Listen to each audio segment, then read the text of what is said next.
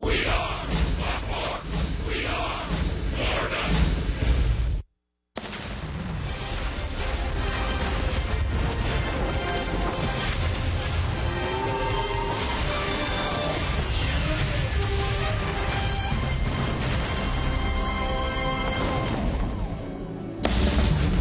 shoulders, no wind though in the Windy City. It's Chicago, and how glorious has it been to be here for the 4th of July weekend. The Marlins and the Cubs. Hi, everybody. Rich Walsh along with Tommy Hunt. We didn't get a chance to say it yesterday, but happy 4th of July. Hope you're having a great weekend. And Hunt, for the Marlins, it's a chance to win another series. Yeah, it is, and Dan Jennings has preached that a lot. Just try to win every series you can go into. And I mentioned before, not only win the series, but it would win the season series against the Cubs. Remember, the Marlins took 2 of 3 from Chicago and Miami. I don't know about you, but I went down to the Navy Pier and watched the fireworks show last night. If you watched the game on Fox, you saw a fireworks show, but it did not involve the Marlins. It involved Chris Bryant, the young third baseman who's having a great rookie year for the Cubs. Well, all of a sudden, Bryant supplied 6 runs for Joe Madden and his Cubs in the first 2 innings. It was some blast. His first blast was 423 feet. For Bryant right now, he's just 23 years old. Remember, he didn't start the season with the Cubs. It didn't take long before they brought him up. There was the grand slam. It was his second grand slam of the season. And for Chris Bryant, the last Cub to have 2 grand slams in a season was Hall of Famer Billy Williams back in 1961. That outburst by Bryant precipitated a roster move today for the Marlins. Jared Cozart back down to the minor leagues, trying to work out the kinks as a starter. And Michael Morse has finally rejoined the ball club. Yeah, I think this is a move that you certainly hope in the case of both. Michael Morse, will start with him. He's needed in this lineup. We were talking to Bruce Bochy when the Giants were in Miami. Bochy said for 2 months, Michael Morse carried that San Francisco Giant team.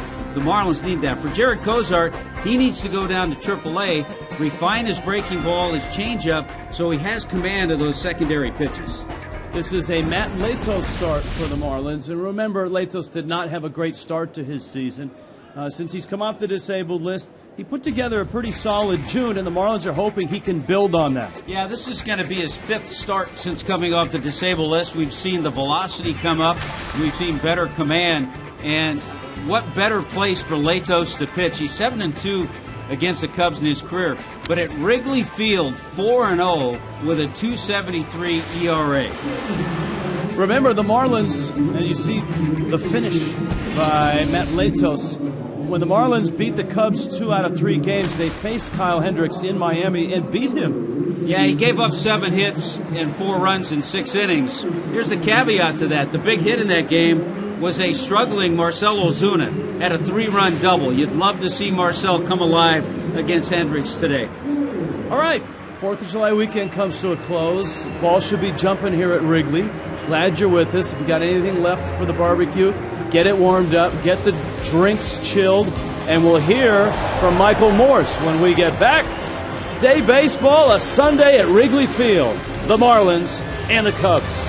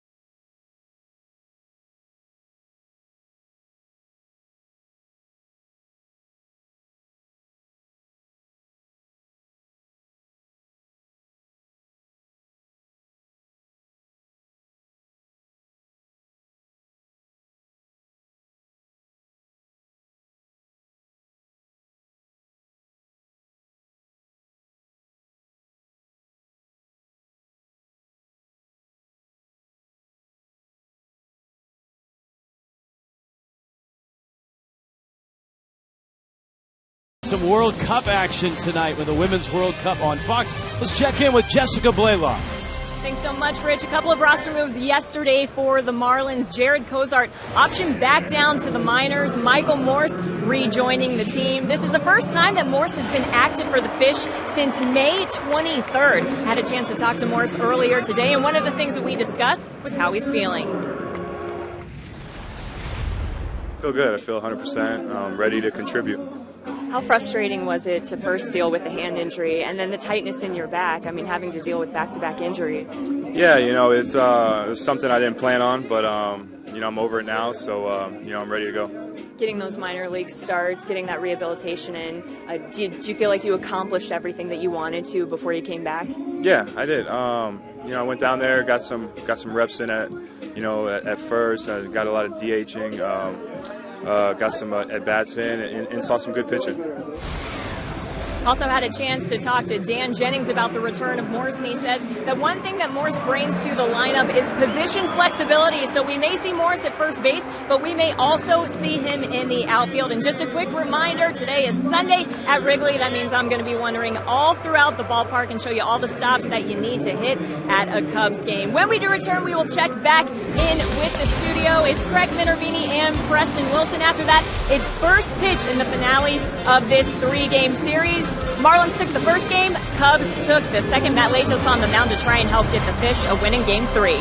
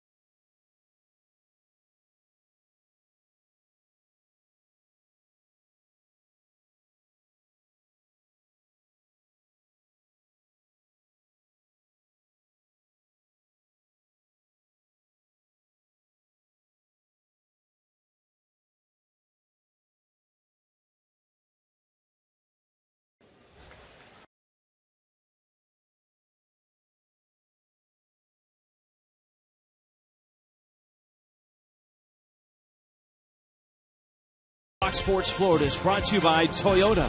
Let's go places. By H. Gregg, top brands, low prices, fast delivery. Gregg's got it.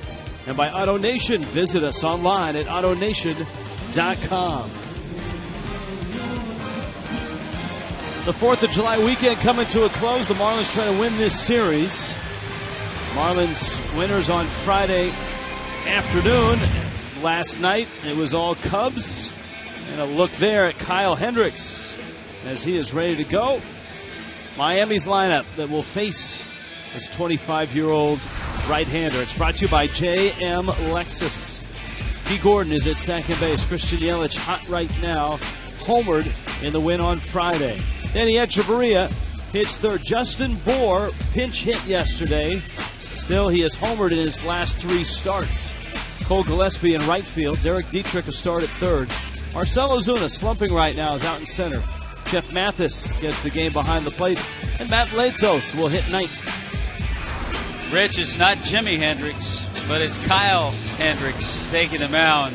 16th start of the year for the right-hander, 25-year-old.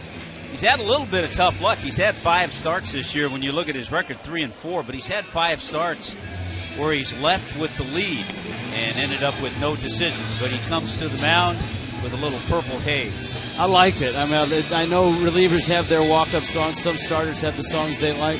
Kyle Hendricks with Jimi Hendrix going on.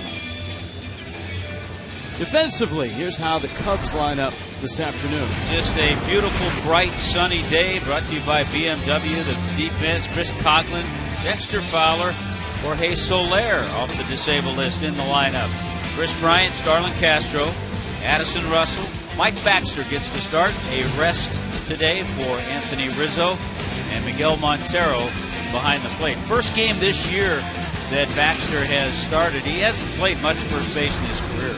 All right, I'm not making this up, okay, to fit with your Jimi Hendrix, but there is a haze around this ballpark and around Chicago. It feels like it's starting to burn off. Temperatures at 80 degrees. It's remnants from all the fireworks over Navy Pier last night. Or maybe the smoke that came off the Grateful Dead concert at Soldier Field. That might put you in a purple haze. All right, let's play some baseball here. Marlins and Cubs. Dee Gordon getting ready to get in the box. Christian Yelich and Danny Echeverria will follow. Gordon still leads baseball in hits. His average sits at 343. Hit in each of the games. Last night scored a couple of runs. Hendricks and Gordon.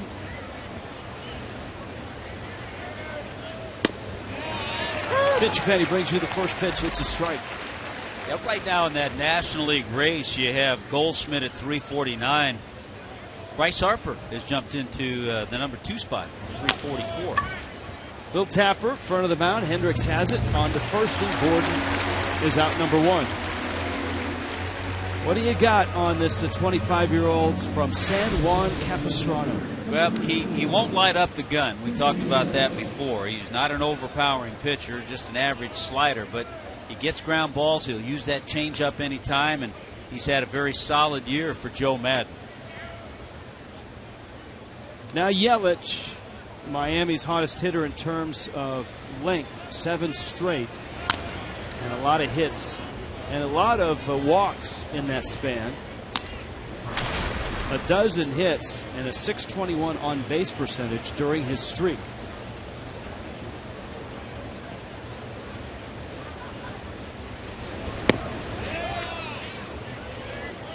Christian Yelich has talked about it. For whatever reason, he just loves the background. He loves hitting here at Wrigley. In 8 games at Wrigley Field, a .405 average. Yelich, a ground ball base hit into right field, and the streak is now at 8 straight, and he's now 16 of 38 in this ballpark. And so the Marlins have a base runner. Here comes Echeverria. Last night, boy, the Fish were ambushed early, certainly by Chris Bryant, and they had a tough time against journeyman Clayton Richard, the lefty who was effective, mixed, matched, changed speeds well, went 6 1/3. It's tough to dig out of a 7-0 hole, and that's what happened last night to the Marlins.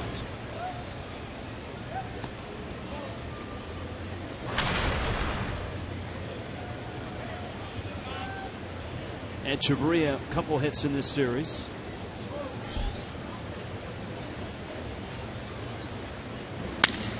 Busted his bat. Castro gets it out there, and Etch must have been tied up in the box because he's doubled up. And the Marlins' first inning ends underway at Wrigley, scoreless.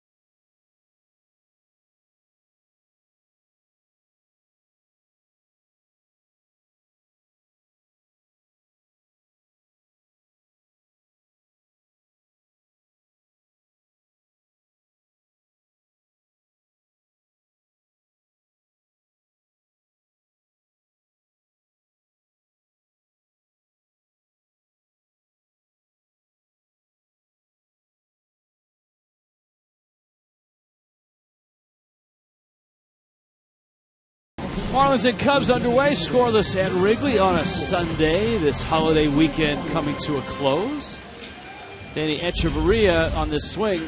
Tommy got tied up and a little slip coming out of the box. Yeah, a couple of things happened there. When you get tied up, you don't get out of the box quickly.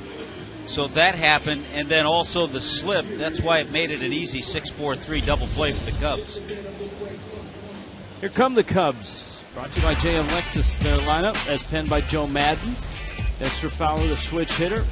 Chris Coughlin, former Fish. Chris Bryant, big night last night. Miguel Montero, lefty bat in the cleanup spot. Starlin Castro. Jorge Soler is back. He had a sprained ankle. He did that in the Marlins series in early June. Mike Baxter, Kyle Hendricks, 8th. Addison Russell, 9th. Matt Latos to Dexter Fowler. It's a strike. Boy, for whatever reason, this has been a great place for Matt Latos to pitch. 4-0, 2.73 ERA, and 5 starts at Wrigley Field.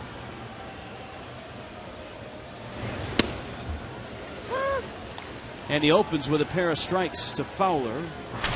Marvin Hudson behind the plate. Sam Holbrook, Greg Gibson, Chris Siegel on the bases. Fowler not having the best of years getting on base. He's at a .308 on base percentage. He has improved his defense, and he certainly has been known as a center fielder who could go get him. When you think about what the Cubs are looking for, starting pitching is probably the top of their list. In fact, Matt Latos might be a guy they would look at. But I think somebody at the top of the order that can get on base might also help this offense. It's a high fly ball. Yelich with glasses and glove and angle and everything he can, and eye black. You have to incorporate all of those things. There's a look at the defense brought to you by BMW. You know Yelich is in left. Ozuna in center.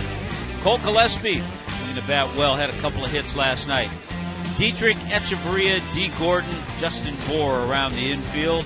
And Jeff Mathis to handle Matt Latos. Chris Coughlin.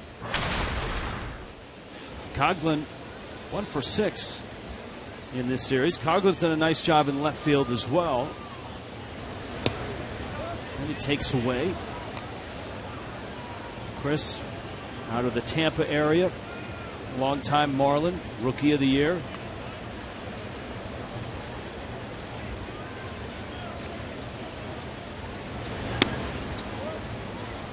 Building on last year when he had a nice bounce back finally healthy. Chris Coghlan turned 30 years old early June.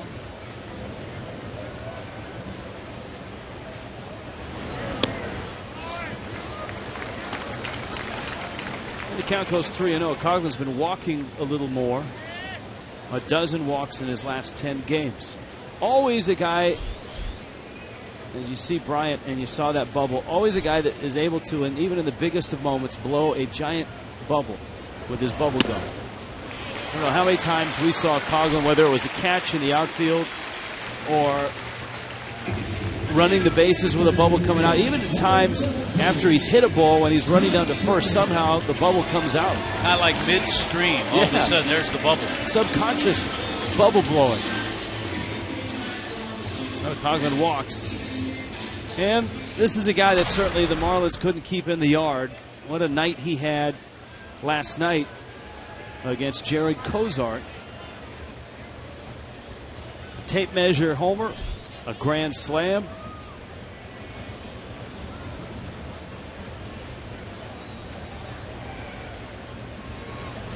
And a guy that has to be considered one of the top candidates for National League Rookie of the Year. We were talking before the ball game. Marlins got a chance to see Jock Peterson when the Dodgers were in last homestand. I would think, Rich, those are the front runners, those two guys.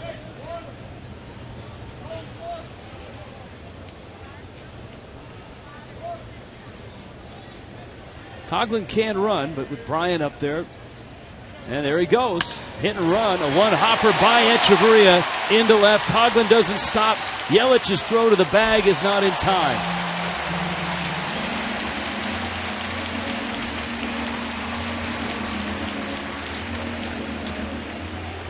It's really interesting. I would not guess hit and run, but it could have been, because you got a guy who hit 2 home runs yesterday. We'll have to maybe see if Coghlan takes a peek. Nah, he was straight steal.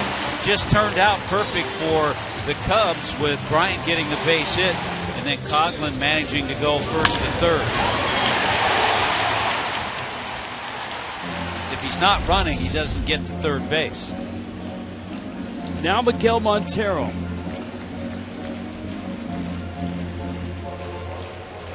Joe Maddon is as unconventional a manager as you'll find in baseball. That's why you have to think maybe hit and run. In a lot of areas.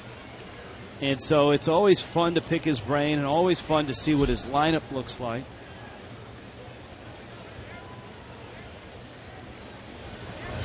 With all the bats that he's got, Anthony Rizzo, who's getting a day off today, Chris Bryant, Starlin Castro. It's Miguel Montero that's been his cleanup hitter.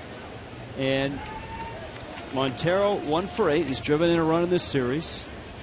Castro is slotted 5th. Bryant is 3rd. And Matt Latos better not sleep on Chris Bryant at first, because Bryant can steal a bag on you if you let him. There are a number of reasons Anthony Rizzo's getting that off day. He's played a lot, but he may be just getting the off day to ice all the bruising he has from being hit 17 times this year. Hit yesterday.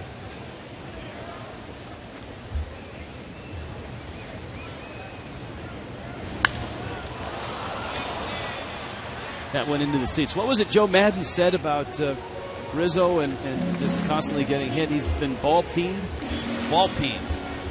Which is another aspect of Joe Maddon, a vocabulary that may not make literal sense, but makes perfect sense. The ball-peen hammer, after countless hits with the ball-peen hammer, you can understand. Somewhere in Hazleton, Pennsylvania, he heard that term. When he and Frank Fort were just growing up. There goes Bryant, pitches in. Mathis throw on a hop, and he's safe. Echeverria did a nice job to pick it. And as we said, if you let Bryant get a jump, he'll steal a bag, and he did. Got a pretty good jump off Latos, who generally is fairly quick to the plate. Number 8 on the year for Bryant, but he's 8 out of 10. And the Cubs have stolen 55 bases on the season. So now Montero, with a count 2-2, has a pair of runners in scoring position. Swing and a miss. Latos, nicely done. Mathis will go to first in time to get the out. It's a big strikeout for Matt Latos. And now he sets his sights on Starlin Castro. He dropped that good curveball in to get Montero to chase it. And a good job by Mathis, knowing there were 2 strikes on Montero, to make sure he knocked it down and got the out at first base. To show you the difference in the 2 teams, the Marlins have 53 stolen bases on the year, but 29 of those are D. Gordon. The Cubs with 55, they've kind of dispersed them amongst a few runners. Here is Castro. He had a night off, or day off, I guess, on Friday. Marlins playing the odd day game after a home day game, a road day game here. And Castro had that day off. He was in the lineup last night, was 0 for 4. Latos head of the count, 0-1.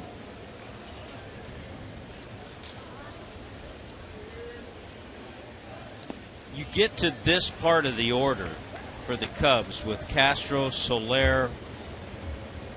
I'm not including Baxter. He follows the number 9 hitter, Addison Russell. You have some real free swingers, guys who don't walk much and guys who strike out a lot.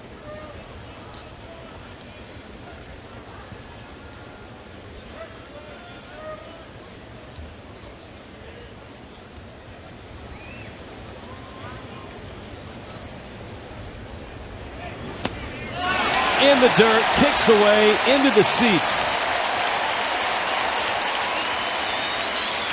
And the Cubs have a run and the lead. Couple of things. The walk to Coghlan, first of all, he comes in to score. But because the Cubs have a little bit of the running game going, well, that pitch looked like it may have crossed up Jeff Mathis. Coghlan was able to get to third on a base hit because he was going. So being at third base, he scored on that wild pitch. Here's the 2-1. Center field, Ozuna. And he makes the catch. The damage is a run. The Cubs are off to a 1-0 start.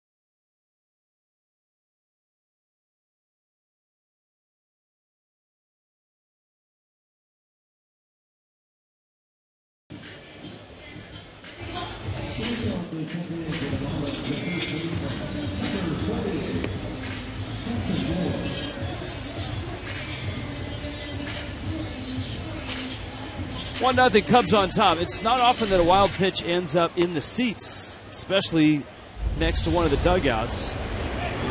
In full speed, you see it pop out, and so our question was, what did it hit? Watch the left toe of Jeff Mathis. Right there.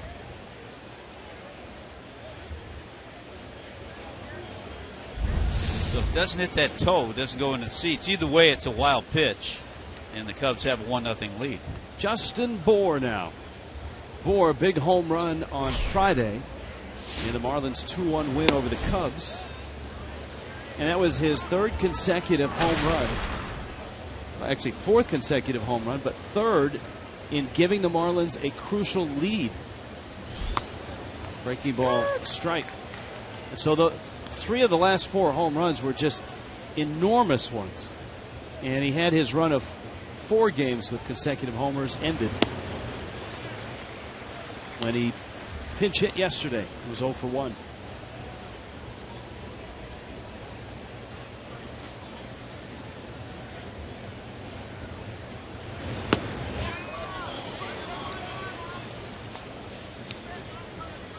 Count 2 balls, 2 strikes.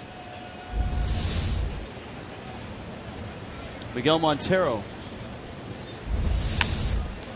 doing a nice job framing that pitch. Bour fouls it off. Cole Gillespie, Derek Dietrich, Miami's second. Montero always known as a really good receiver, good defensive catcher. Bour swings and misses at a breaking ball. He strikes out.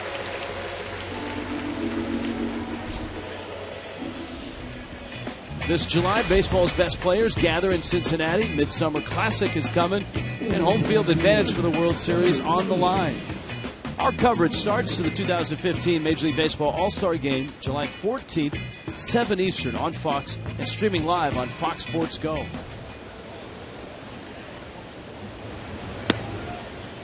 Here is Cole Gillespie. He's hit it 3 straight. Gillespie with a couple of hits in yesterday's ballgame. 4 for 12 as a Marlin. 3 of the 4 hits have been doubles. I think you certainly have to go into this game as a hitter with a game plan of adjusting to the fastball, which is going to be upper 80s, because you're going to see a lot of sliders and changeups.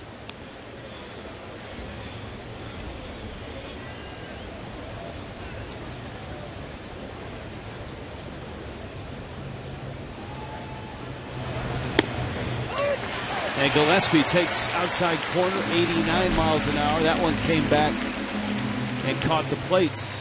Hendricks has a pair of strikeouts to open the top of the second. Hendricks actually a draft pick, 8th round by the Texas Rangers, and was acquired when the Cubs sent Ryan Dempster to Texas back in July of 2012. Of course, Ryan Dempster was here on Friday. The Cubs having an official ceremony of the renovated bleachers in left and right field. Dempster hoisting a Harry Carey-like toast with a Harry Carey impersonation. And a Harry Carey beverage as well. Derek Dietrich waits on that breaking ball and bangs it into right field for a 2-out single.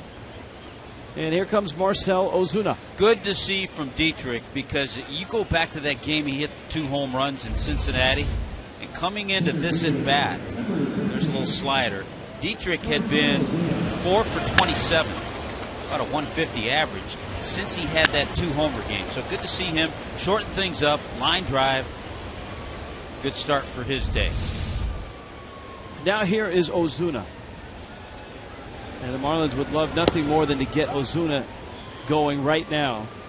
It has been a long dry spell for him, 1 for his last 33.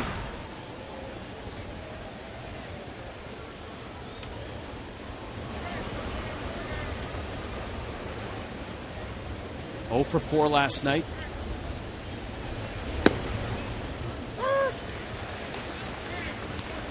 A ball and a strike. And it was Ozuna that had a nice game against Hendricks. Was 2 for 3, had a double. Yeah, bases clearing double. Dietrich at first. And it looks like he's just waiting for someone to call timeout. You get to the point that Marcell Ozuna is at right now, and you just want to try to clear your head and forget about timing, forget about trying to go the other way, and just try to see the ball and have a good swing.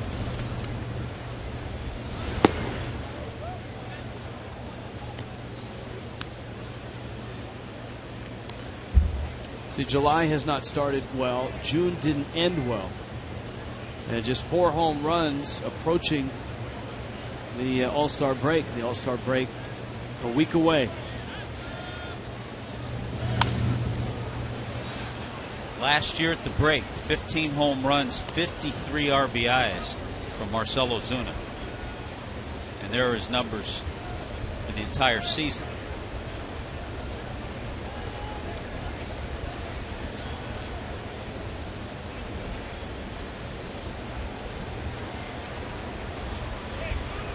Two.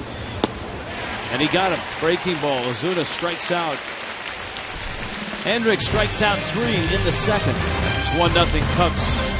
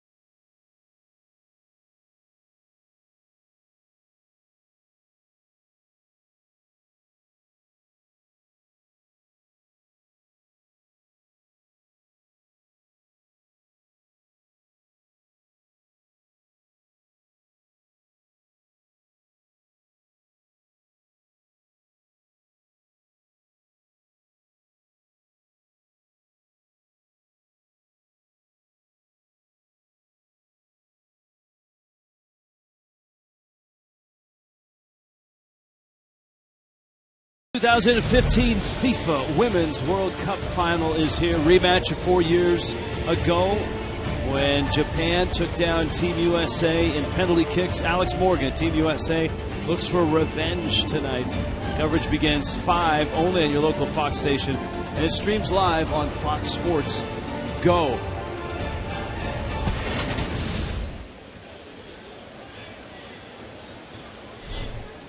One nothing. Cubs on top. 4th of July weekend finishing here in Chicago. Jorge Soler, 23-year-old Cuban, sprained an ankle in that series in Miami and has been on the disabled list since early June.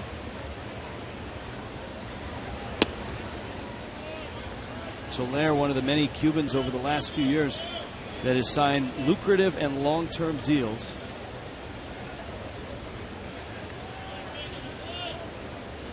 He signed a major league deal back in 2012 before he was actually big league ready, and got to the big leagues last year with the Cubs. He actually appeared in 24 games.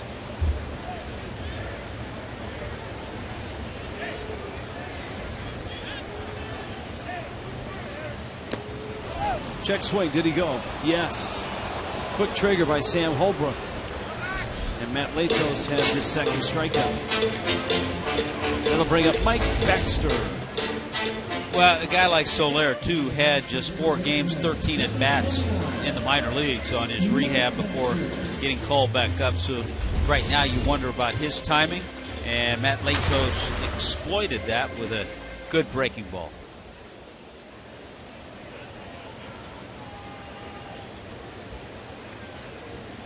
Now Baxter. And he fouls it back to the screen. Marlin fans know all about Mike Baxter, or at least you should. Left-handed hitting outfielder. who was born in Queens and made one of the bigger plays defensively for the Mets over the last few years. Great catch. And Johan Santana's no. Speaking of great catches, Matt Latos got the glove up and snared it. Nicely done. Nice wingspan by Latos. If you're not 6'6", you don't make this play. Great reactions.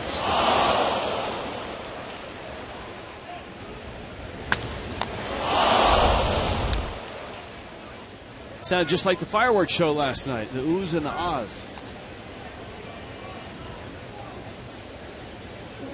Now, there were fireworks over at the Navy Pier. There were fireworks here at Wrigley Field as well. I think that's a first. The first time they've actually had fireworks here at Wrigley.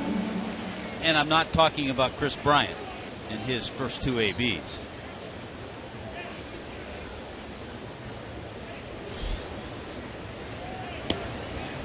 Hendricks takes a strike, and it's 0-2. Latos gave up a run in the first, a walk, a stolen base, a wild pitch, all contributed.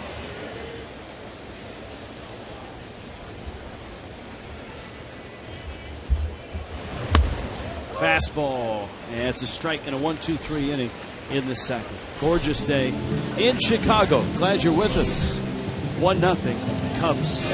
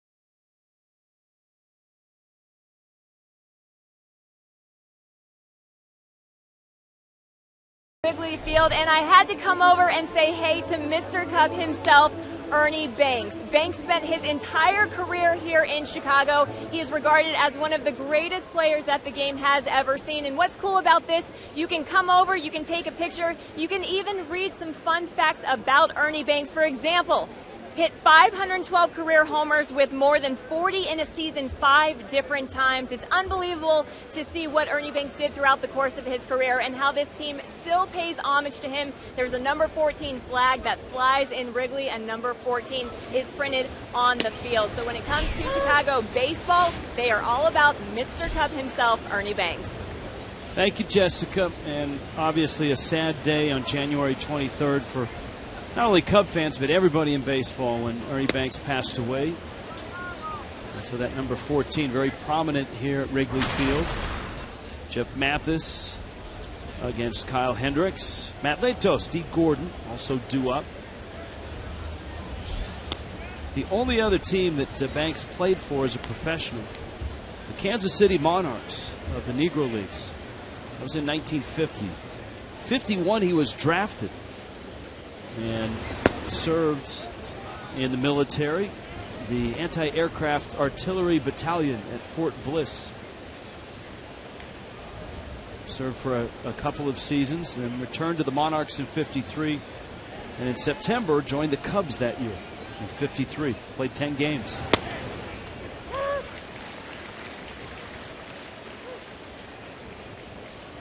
Another Chicago icon that passed in the offseason, Minnie Minoso, in March. Mathis up the middle, and Castro gets the out.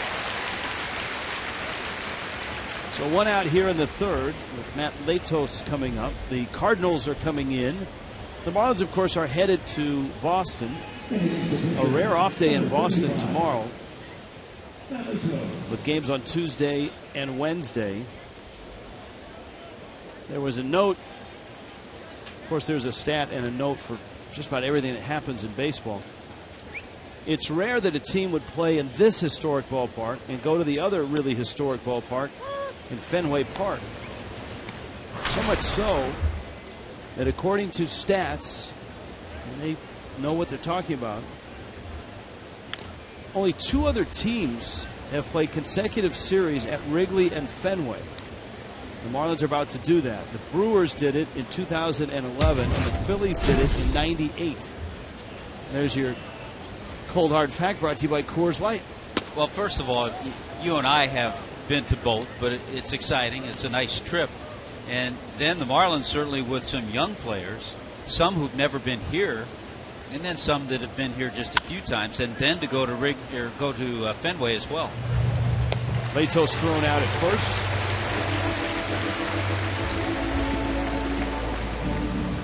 In honor of this 4th of July weekend, Fox Sports proudly supports Folds of Honor and its mission of providing educational scholarships to families of military members who've been killed or disabled while serving our country. For more information, visit foxsportsupports.com.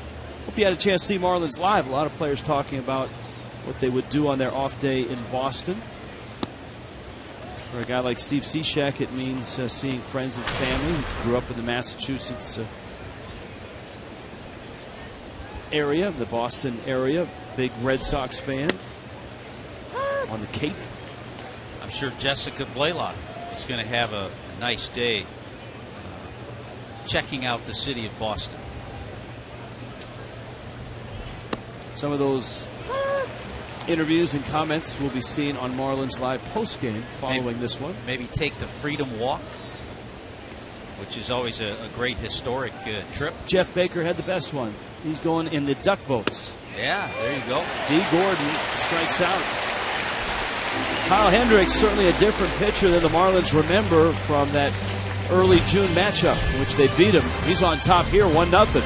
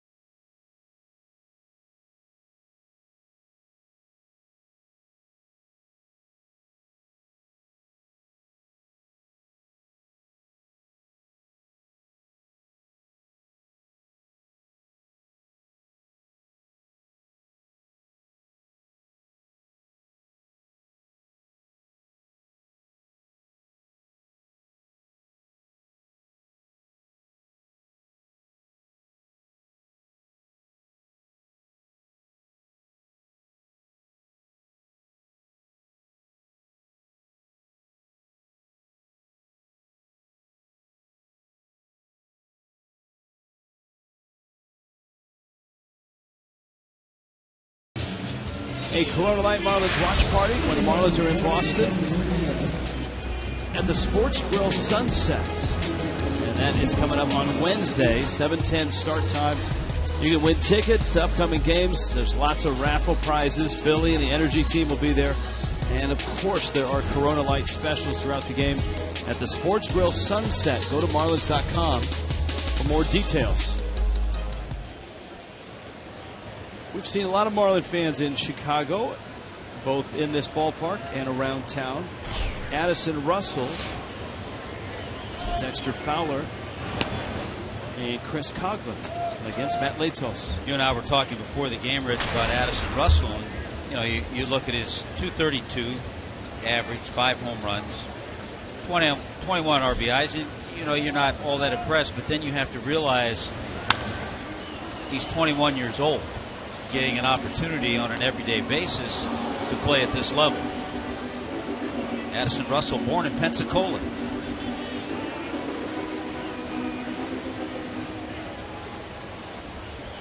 First round pick of the Oakland Athletics, and that was just in 2012.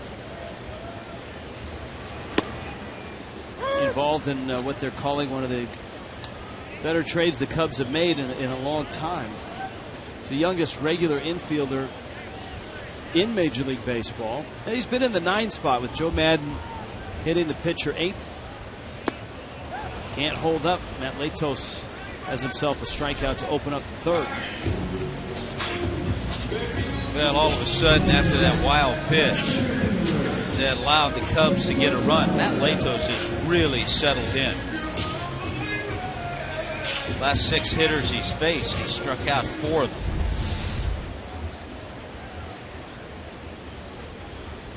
Very good command of the breaking ball. Here's Dexter Fowler, top of the order for the Cubs. I think when we saw Matt Latos come back off the disabled list, we've seen a couple of things. We've seen an increased velocity, and we've seen better command, as you just mentioned, in that breaking pitch. Isn't it funny how it's to get that, it's never upper body, it's lower body.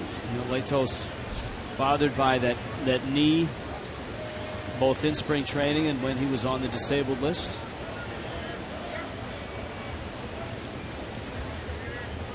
I think the knee, too, in the spring kept him from doing a lot of the things the other pitchers were doing, and thus that lower half wasn't in the kind of shape he would have liked it to be in when the season started.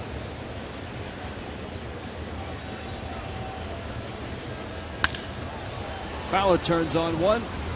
Justin Bour at the bag.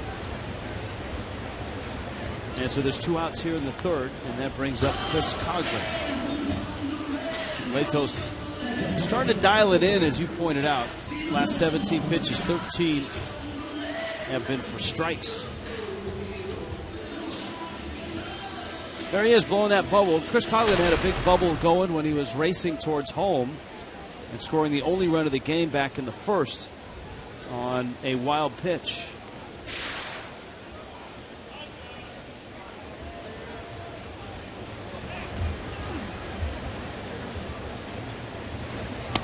Coghlan using a dark bat. And it's a quick reminder. I don't know if you had a chance to see Bryce Harper's bat yesterday on the 4th of July. It was a beauty. Adorned with the 4th of July paintings and such. It wasn't quite out of the natural, but he performed like the natural yesterday. Yeah, what was the bat? Wonder Boy? Yeah. Was the bat the natural?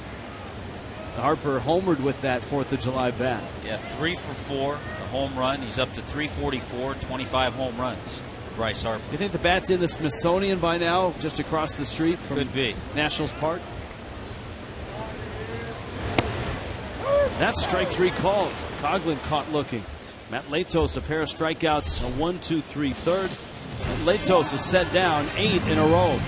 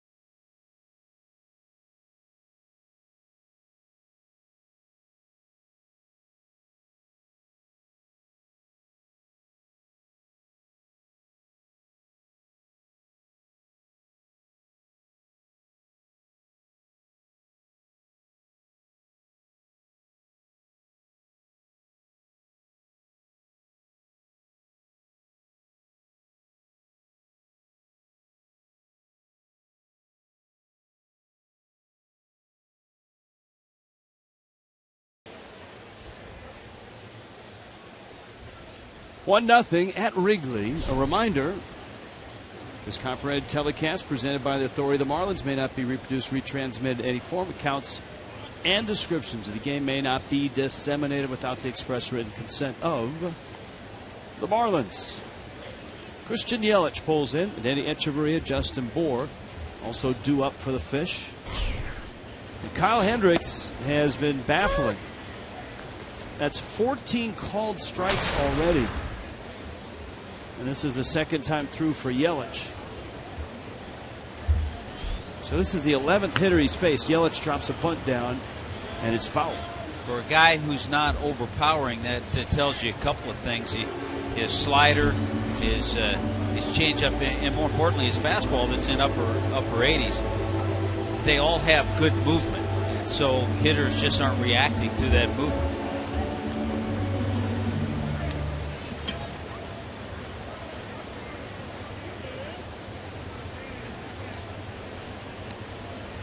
Yelich, a ground ball single to right. The other thing working here, Derek Dietrich's liner to right is the only ball that the Marlins have hit in the air. That's right, Yelich's ground ball base hit in the first inning. You can see the sink on that one. Change up. It's 2-2. And Hendricks has 4 strikeouts.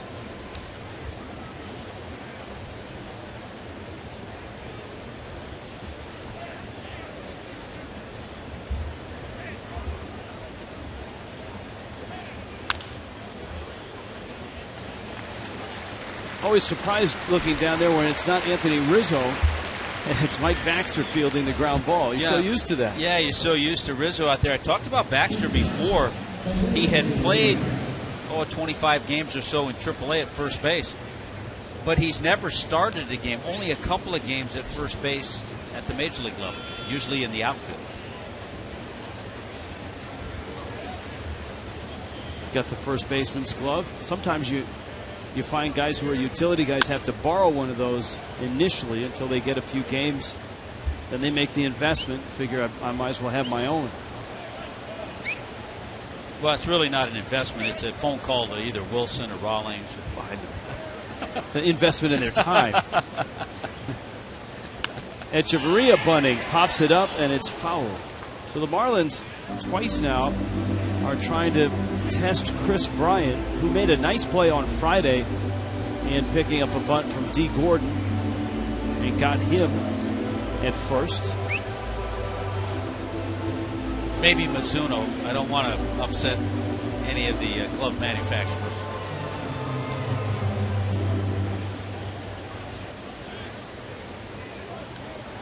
Mizuno, very popular with infielders. About, I want to say 20 years ago, 25 years ago, they had a lot of inroads in the game. Their equipment arrived here before their players arrived here. The Mizuno equipment arrived in the major leagues before a lot of the Japanese players got here. Mizuno glove.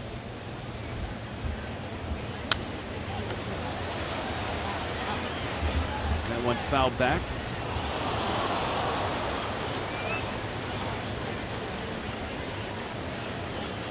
It's worth noting with Montero behind the plate again, their longtime veteran, David Ross, who has been doing most of the catching with John Lester, was just put on the 1-week concussion disabled list. Echeverria swings and misses. And the strikeouts continue. Hendricks now with 5. And here is Justin Bour. So with that move, the Cubs brought up right-handed hitting catcher Taylor Teagard.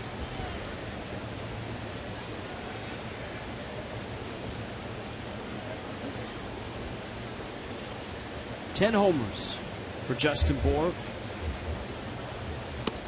We're talking about his streak, which was snapped, unfortunately, coming in as a pinch hitter. He didn't start. But he's homered in 4 consecutive starts. And those 3 homers that we touched on, just dramatic ones. The homer in the 6th inning on Friday, obviously giving Miami a 2-1 lead. They'd win the game 2-1. His 3-run homer in the 5th inning against the Giants on Thursday, giving the Marlins the lead. They'd hold that lead. And, of course, the walk-off kind of started the dramatics. That was on Wednesday. And they came at a time when Giancarlo went on the disabled list, when all of a sudden some power was really needed. That one just missed. A good example of what you talked about, the movement there. Yeah, and you see the difference. The pitch before 82 with the changeup, and then he actually got to 92 with that fastball. You know, then goes back to 82. Yeah, Bohr's run also begs a question with Michael Morse being activated today. What do the Marlins do with Morse? He's not in there, even though he's been activated. Does he get playing time against right-handers? Well, there's a couple of things to think about. Swing and a miss. And we'll do some thinking. We'll put our heads together. When we come back, we'll have those answers. Yes, we will. Wrigleyville. Jessica pays a visit. Maybe the Cubby Bear. Oh, yeah.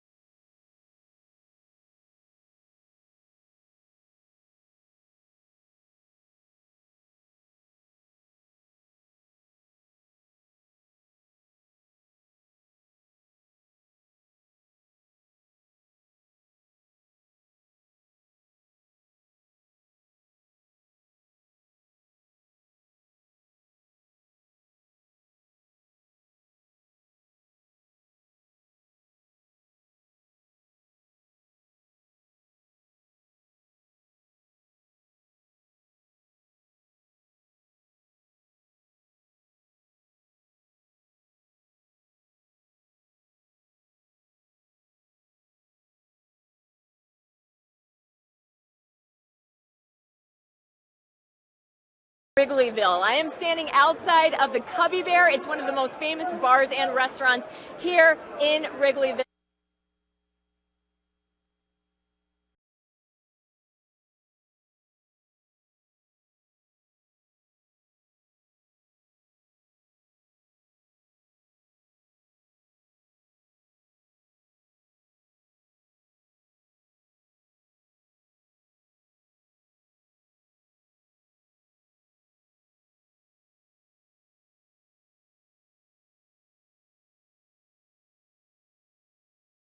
Wrigley Field, one of the things that you have to do is get up here early and experience Wrigleyville. I am standing outside of the Cubby Bear. It's one of the most famous bars and restaurants here in Wrigleyville. And one of the coolest things about Wrigley Field is that it was built in 1914, so it had such a huge influence on the surrounding neighborhood. Within an 8-block radius of Wrigley, there are over 100 bars alone. And then as far as food, you're going to be able to find whatever it is that you're looking for. So if you make it to Chicago, if you make it to a Cubs game, you have to visit Wrigleyville. It is truly one of the coolest atmospheres in Major League Baseball. Yes, it is. Just a little shot of Harry Carey, who still has that great steakhouse in downtown Chicago, enjoyed by some of the staff members on Friday night, including my partner, Tommy Hutton. Yeah, always a good meal at Harry Carey's. Chris Bryant, Miguel Montero, Starlin Castro for the Cubs in the 4th.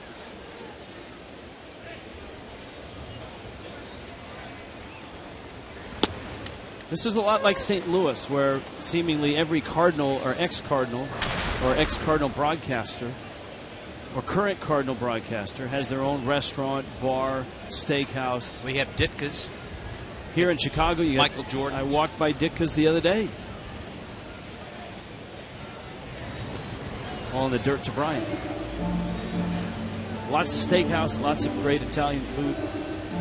Just an incredible city to visit. Counts 1-2 to the Cubs third baseman, Chris Bryant. A single back in the first. You see the Cubs box score. That's the only hit the Cubs have. And Bryant takes up. We were talking about first base for the Marlins. And Justin Bour, the week that he's had, Michael Morse finally off the disabled list. And the question is, where would Morse play, especially if Bour stays hot? Bour getting his at-bats against right-handers. Latos gets a strikeout. That's 9 straight retired by Latos. Hut, you were just about to say there's a couple of factors. I was getting ready to opine, I guess. But first of all, in Boston, you don't have to think too much because you've got the designated hitter. You've got a left-hander, Wade Miley. You've got Rick Porcello, one of those games. So you got a lefty-righty. So we could see Michael Morse play both games. One maybe at first, one as a DH. And then I think you have to ride the big guy at first, Justin Bour. If he continues to hit the way he is, you got to keep him in the lineup somewhere. And you may experiment. We may see Michael Morse a little bit in right field. Don't rule that out. Now Montero swings and misses. If Michael Morse comes back to the lineup and is productive, what a welcome addition that would be. Absolutely. Miami, even with Giancarlo Stanton healthy, the Marlins at times were offensively challenged. And without Stanton, they've had to be resourceful, creative, and scratch and claw for every run they got. Matt Latos is on a real nice run right now. Montero strikes out. That's 10 straight retired. Yeah, that's a great point, Rich, because I think as you watch his good curveball retire Montero, when Stanton was around, it was kind of like a fail-safe. Everybody in the lineup, well, got the big guy, he may do something. But with him not around, it's become a little bit more of an urgency for everybody in the lineup to say, hey, look, we've got to do this, we've got to produce, because he's not here. There's Starlin Castro.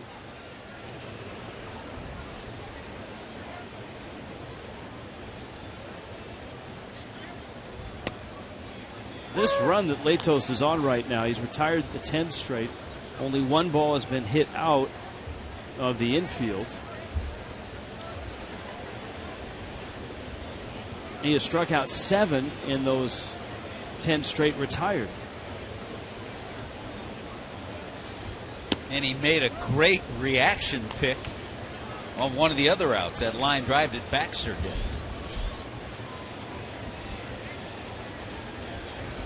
All of a sudden, he's building a really nice line on the day.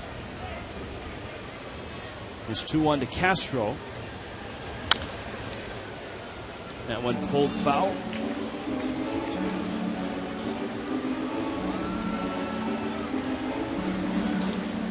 Starlin Castro still only 25 in his 6th year with the Cubs. 25 years old, and he has 927 hits.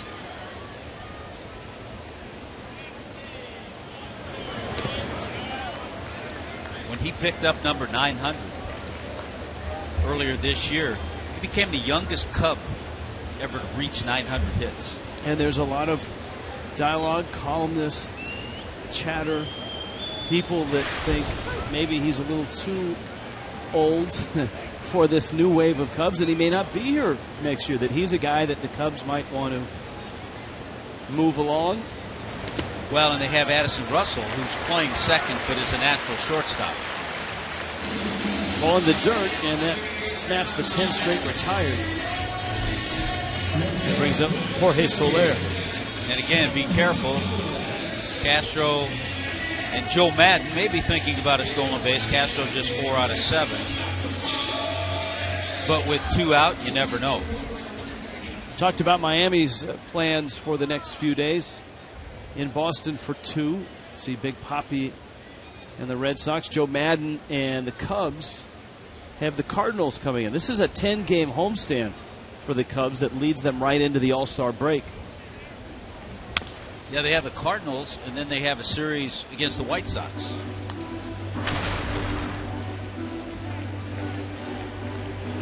They're probably looking to see when Chris Sale pitches.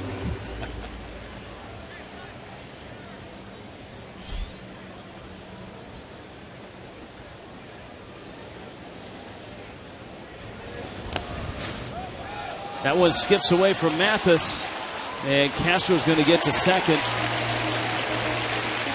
He's in scoring position with 2 outs.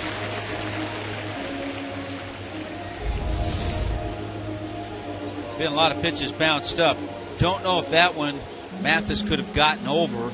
He tried to backhand it, and alertly Castro moved on. It's going to be a pass ball. And you can see Jeff Mathis not happy with himself today. So his bread and butter is behind the plate with a glove and a mask.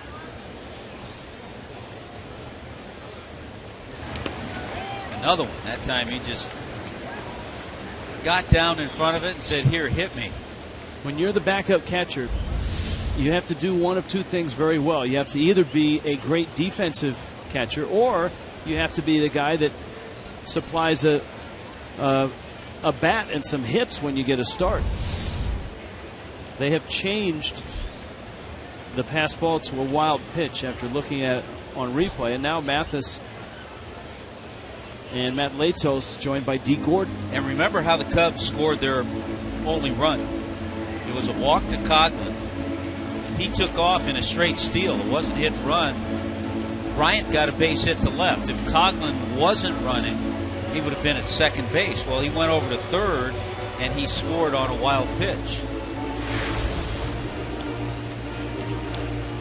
South Florida Honda dealers, get you ready for Marlins Live on a Tuesday night at Fenway. Marlins and Red Sox. Craig Minervini, Preston Wilson.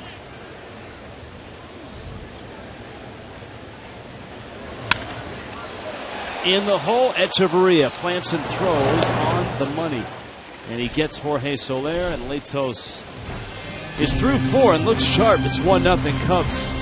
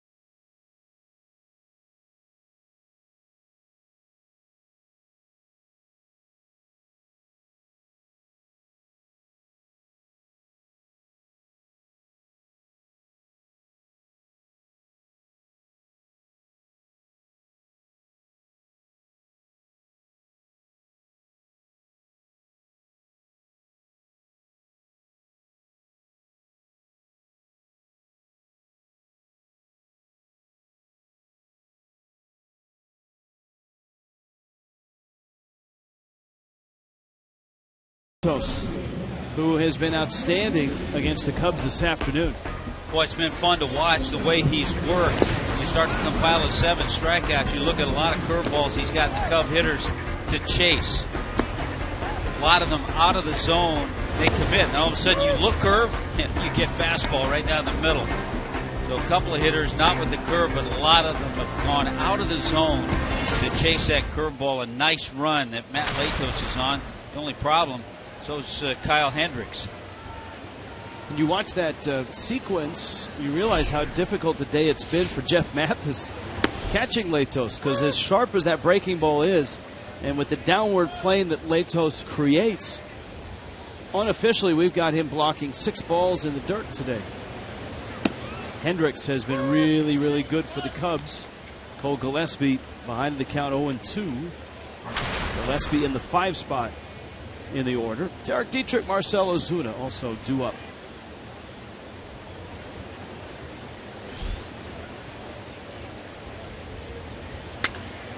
Soft ground ball, Castro's way. he gets the out. Time now for you to tweet your strongest fan photo. Now, it's, I guess, not a strong fan, but just a strong photo, right? If you got the guns out, the sun's out and the gun's out, yeah, go ahead. Snap the selfie. Go for it. FL Data Strong Fan is the hashtag. You might see yourself in an upcoming telecast. It's brought to you by T-Mobile.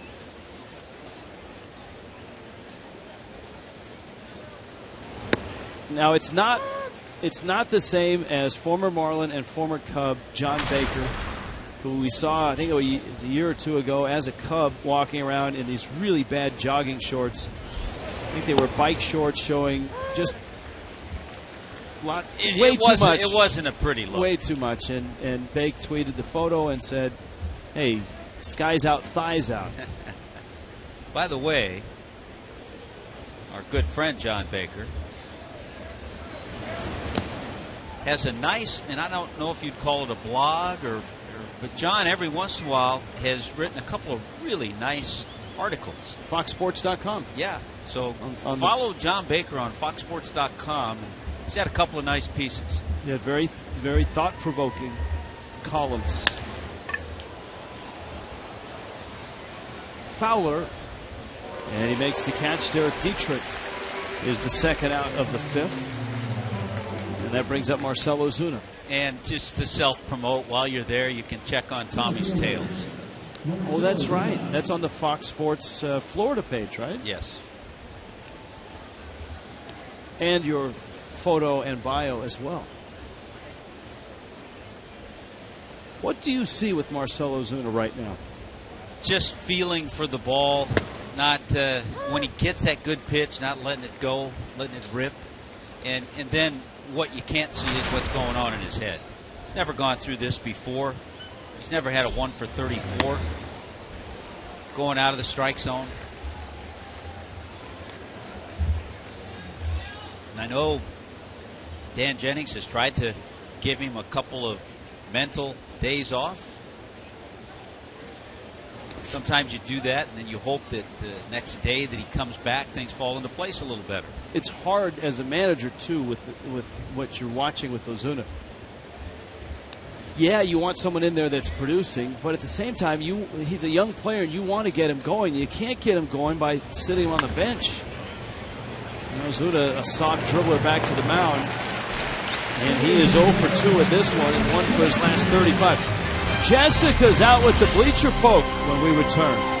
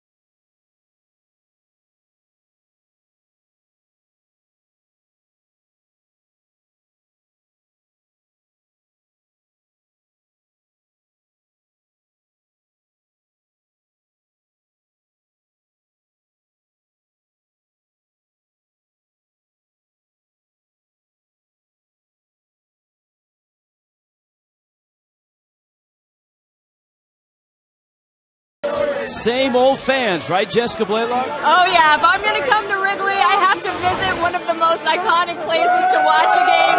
But bleachers and hang out with all these bleacher bums over here. Hey, you get a great shot of the game. And one of the things that all of these Cub fans love to do is give players a hard time. They're having a lot of fun with Christian Yelich. And hey, I'm going through a little bit of rookie hazing myself right now, but what a fun place to take in the game. It's just a good time up here. This is an absolute party in these bleachers. Now, Jess, tell me, are there beverages being consumed out there? That's a tradition? Yes, there are multiple beverages being consumed out here. Yeah, everyone's having a great time. Everyone's having an adult beverage. Everyone's enjoying this game. I just feel bad for Christian Yelich right now. I mean, they are really giving him a hard time. Well, are there any good creative barbs being thrown, or are they just things we can't talk about on TV? I was going to say, I like this shop way too much to repeat anything that's being spoken about in this bleacher section right now. Now, you've actually been getting a lot of cooperation from the fans out there. They don't seem to be on you too much. They seem to be having a good time. Yeah, hey, they've been great. Thank you, Cubs fans, for being so welcoming while I take in a game at Wrigley at the bleachers. So we're having fun out here, Rich. All right, Jess, thank you. Latos to second. Got it out there, and Echeverria will hold it. Hey, Jess, if you're still there.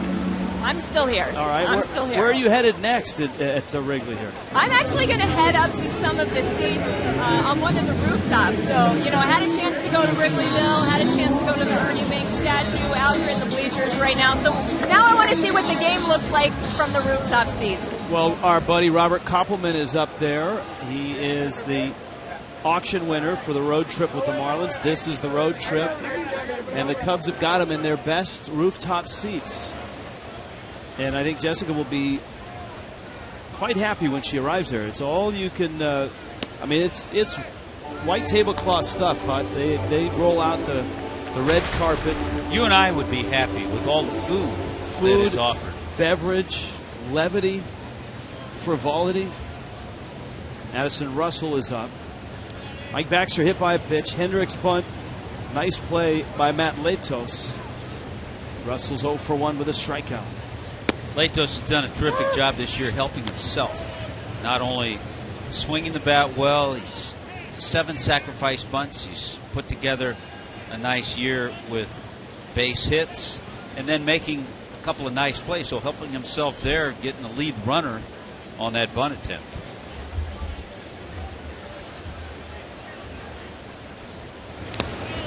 Where's another ball in the dirt? I thought it was fitting, too, with Baxter getting hit, given the fact that he's playing first base in place of Anthony Rizzo today, who's getting a day off. He might as well get hit. Right, he's fulfilling the role, right? Hey, you were an outfielder at times. Oh, yeah. I thought this was a fun place. I thought early on, if you had a chance during batting practice, you could kind of get the Cub fans on your side. You could talk with them and joke with them, and then most of the time they'd be okay. Get them on your side. Would you give them a peace offering, throw them a few baseballs? Give them a few baseballs, yeah. Then all would be well. Most of the time.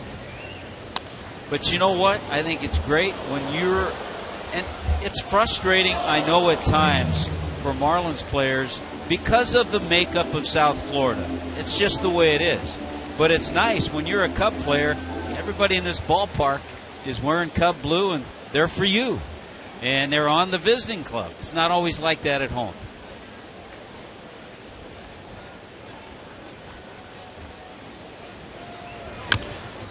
Russell, a high hopper with the runner on the move. He'll be out at first. Well, that was a nice play by Derek Dietrich. Hendricks survives at second, and there are 2 outs. One last home series before the All-Star break, and that's the Marlins and the Reds. And it starts on July 9th at 7:10. Seniors 55 and older get free tickets on Senior Free Ticket Thursdays presented by Wellmax Medical Centers. And you know what? I can read all of this stuff, and all that's all well and good. All that matters is this.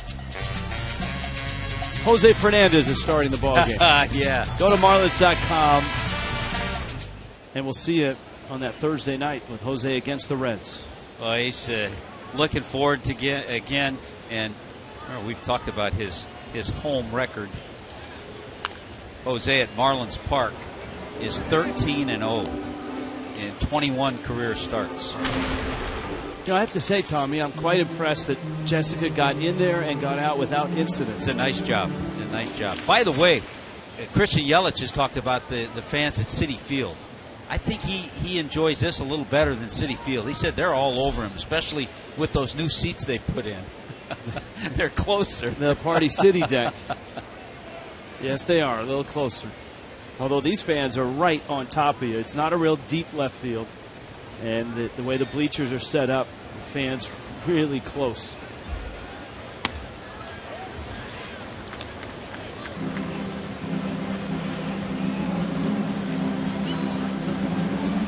If anything gets out of hand out there, he can always turn to Andre Dawson and pull him out of the ivy.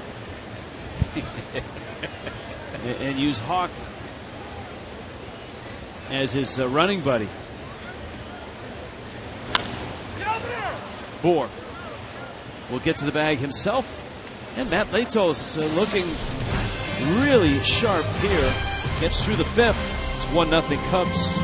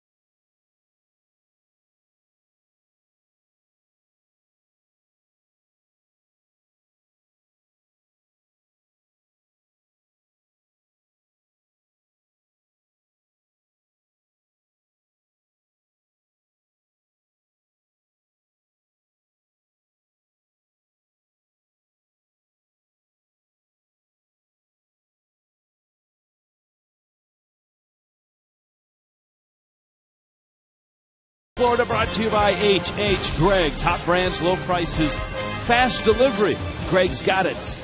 And by Checkers. Mix and match our famous Big Buford, Big Chicken Deluxe, and get 2 for $5. Checkers, it's in the bag. We are in Chicago, headed to Boston. That series starts on Tuesday nights. Yeah, Boston. Road trip finishes in Fenway. From Wrigley to Fenway. Dan Herron, Wade Miley on Tuesday. Tom Kohler, Rick Porcello on Wednesday. We start with Marlins Live, 6:30 both nights. Lots of history, lots of fun. Marlins and Red Sox. Big Poppy, Panda, Hanley.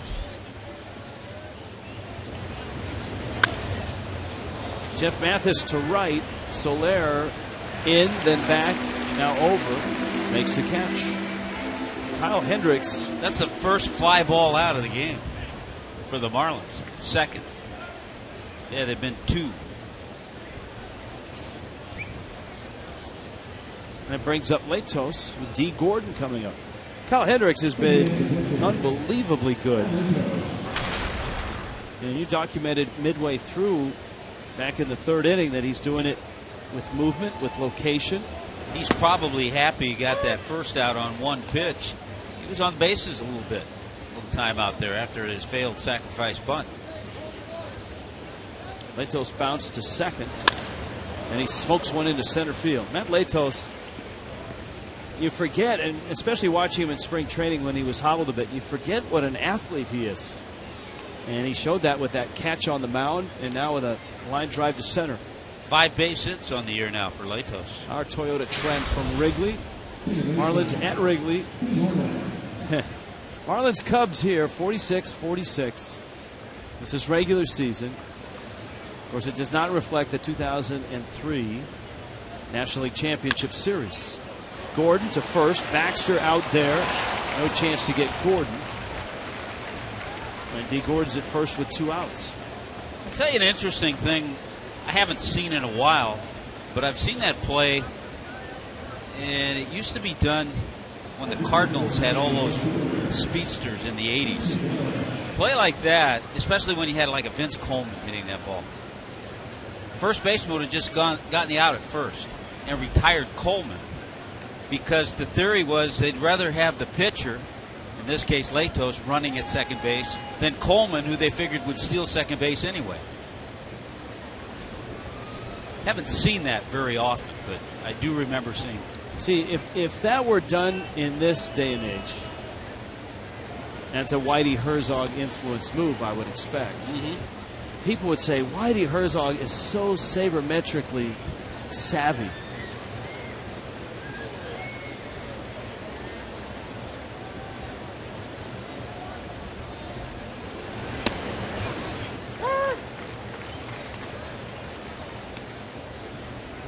Although I wonder if the sabermetric folk were to get a hold of that and look at the numbers and find out, is that true? Are you better off with... How often did it work? Right. Are you better off with Coleman at first? And I'm talking the years that Coleman would have 100 stolen bases. Pretty easy. Yeah. Out of falling out of bed, he'd have 100.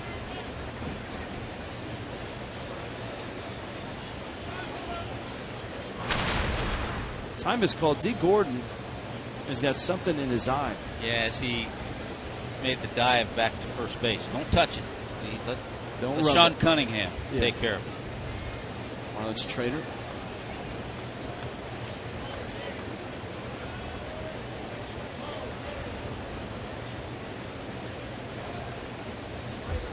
That's looked like a small little insect.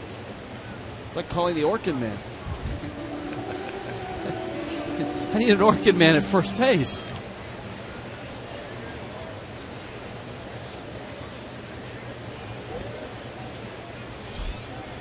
Gordon was leaning. Yelich at the plate. Counts 0-1 to Christian, who was 1 for 2. There are not a lot of hits in this ball game, period. You see the streak, 8 straight and well over 500. Gordon is leaning, and Hendrick just waiting him out. Yeah, that's one thing a pitcher does. A pitcher can do with that speedy base runner. Just changes his deliveries, alter things, pause for a while, as Hendricks did there. Leaning and out. D. Gordon picked off for the final out of the top of the 6th. And the Cubs protect their 1-0 lead.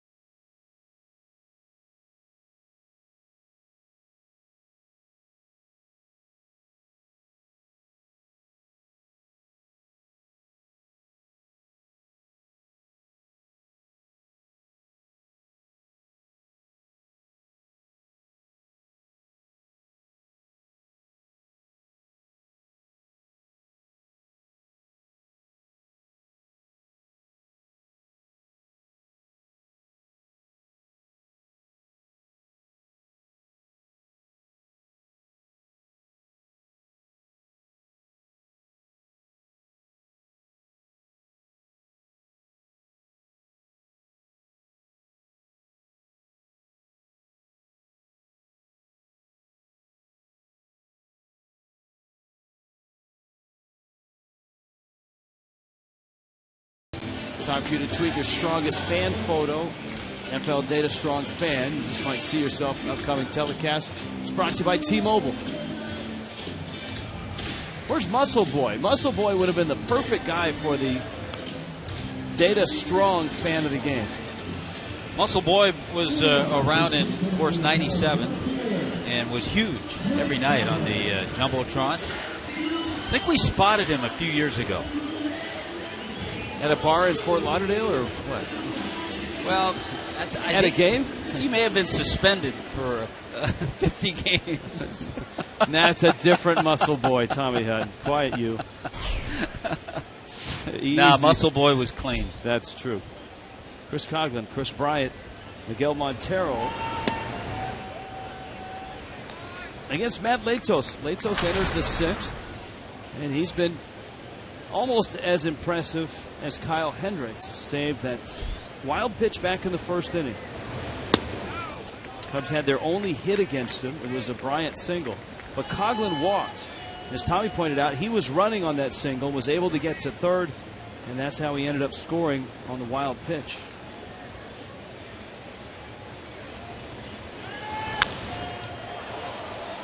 Slicing foul.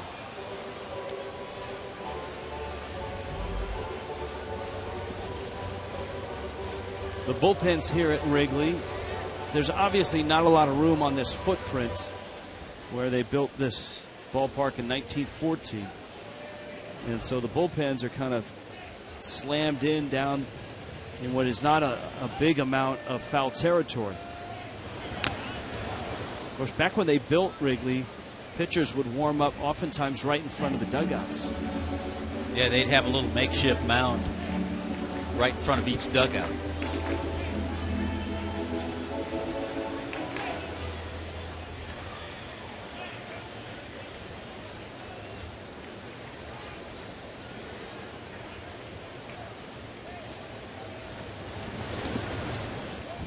Jeff Mathis has really had to wrestle behind the plate. Latos with great movement and great break with his curveball. Full count, 3-2.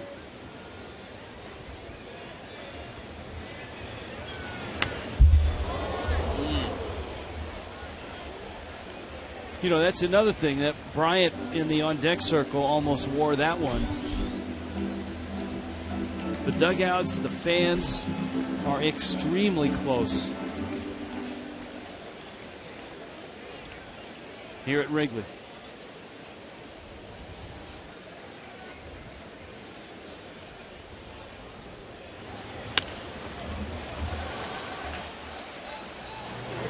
D. Gordon gets him.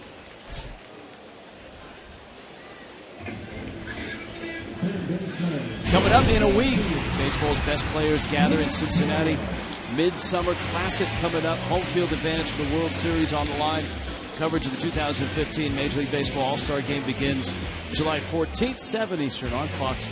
Streams live on Fox Sports Go. Big night for Fox Sports tonight. 5 Eastern. Coverage begins of the FIFA Women's World Cup final. Team USA against Team Japan. Gillespie over. Looking up into the sun, makes the catch, and Matt Latos has 2 quick outs here in the 6th. Not too often do you have a series this time of year where the wind hasn't blown out here at Wrigley. Tommy Hutton has his kit ready for tonight. Yep. There's your... The wind kind of blowing in.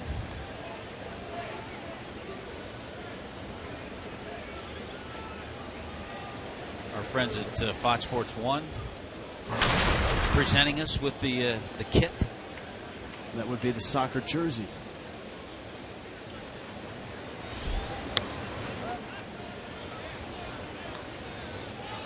Though I don't know that yellow card, red card would work in Major League Baseball if you're an umpire. You know, you got a manager or a player barking at you and you hold out the little yellow card. Especially now with replay. Maybe before replay.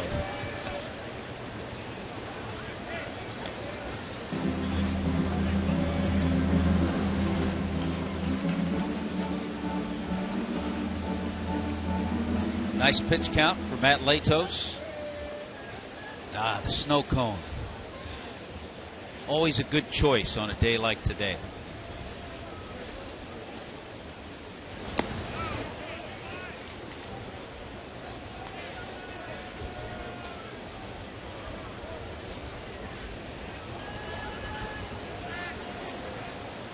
Discount double check, I think, is what's going on there. Then again, maybe not.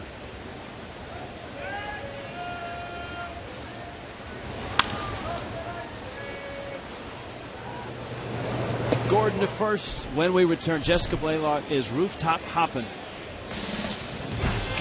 here at Wrigley.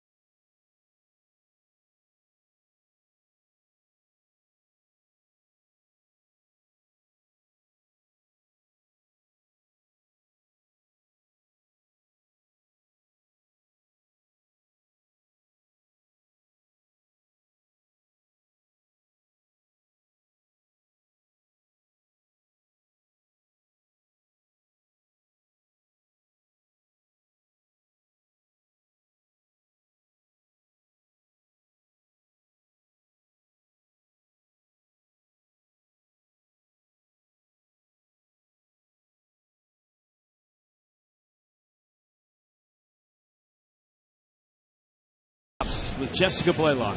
Yeah, I continue to get to hang out in some really cool spots in Wrigley. I'm joined now by Rob Koppelman, who's the winner of the Fantasy Auction Road Trip. Okay, first off, Rob, how amazing are these seats? This is pretty amazing. I've never seen anything like this. From a rooftop, this is, I guess, somebody's residence, and people did this just for the fun of it. Now they're making a business out of it, selling seats. It's great, though. It's just a special side of Chicago and Wrigley Field. And some pretty cool perks up here. Not only do you get an awesome view of the game, but you get unlimited food, unlimited drinks. What's been your favorite part about getting to take in the game from up here? Probably this interview. Probably saying hello to you. Saying hello. And I know Rich and Tommy are looking at me and I can't see them. But no, it's just something different. It's something that's very special about Wrigley Field, and I've never been here before. And this just kind of tops it all off.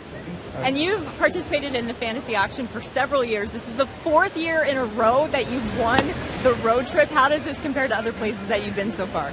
Well, I think I should tell Lou Gehrig that I'm the luckiest man on the face of the earth. But I've never been to Wrigley Field before, so that made it a very special experience to be here and see this stadium. And the Cubs fans are really are terrific fans. They come out and they wear the team uniform. I see them all in the train around the park, and no other place that I've been to, I think I've seen the fans that loyal and that have that kind of identification. So it's kind of contagious to be around them, even though they have to deal with my Marlins hat. Where else have you been able to go when you've won the road trips? Well, we went to New York the first 2 years, and then last year was in Denver, which was fun to go to Coors Field. I can see how Coors Field was modeled after this one in many ways. But it's been a great experience all the way around. And what's been your favorite part about participating in the fantasy auction throughout the course of these years? Well, to tell you the truth, probably the opportunity to spend a little time. I want to give Craig Minervini a shout out. Everyone loves Craig. Everyone wants to give Craig Minervini a shout out. But Rich and Tommy, too. When I was growing up, my ambition was to be a broadcaster. And I'm really just happy that I had the opportunity to get to know a couple of my real favorites. Rich and Tommy may be my 2 favorite people in South Florida. Yeah, they are pretty awesome. Rich and Tommy, I echo those sentiments. You are also 2 of my favorite people in South Florida. All right, I'm going to hang out here with Rob for a little bit because these seats really are incredible. This is such a great place to take in the game. All right, Jess, if you run into any good food there, I know that it's really nice food and beverage. You can. I will try and send something your way. I've been known across to do the that street, on occasion. Across the street. Well, that's it.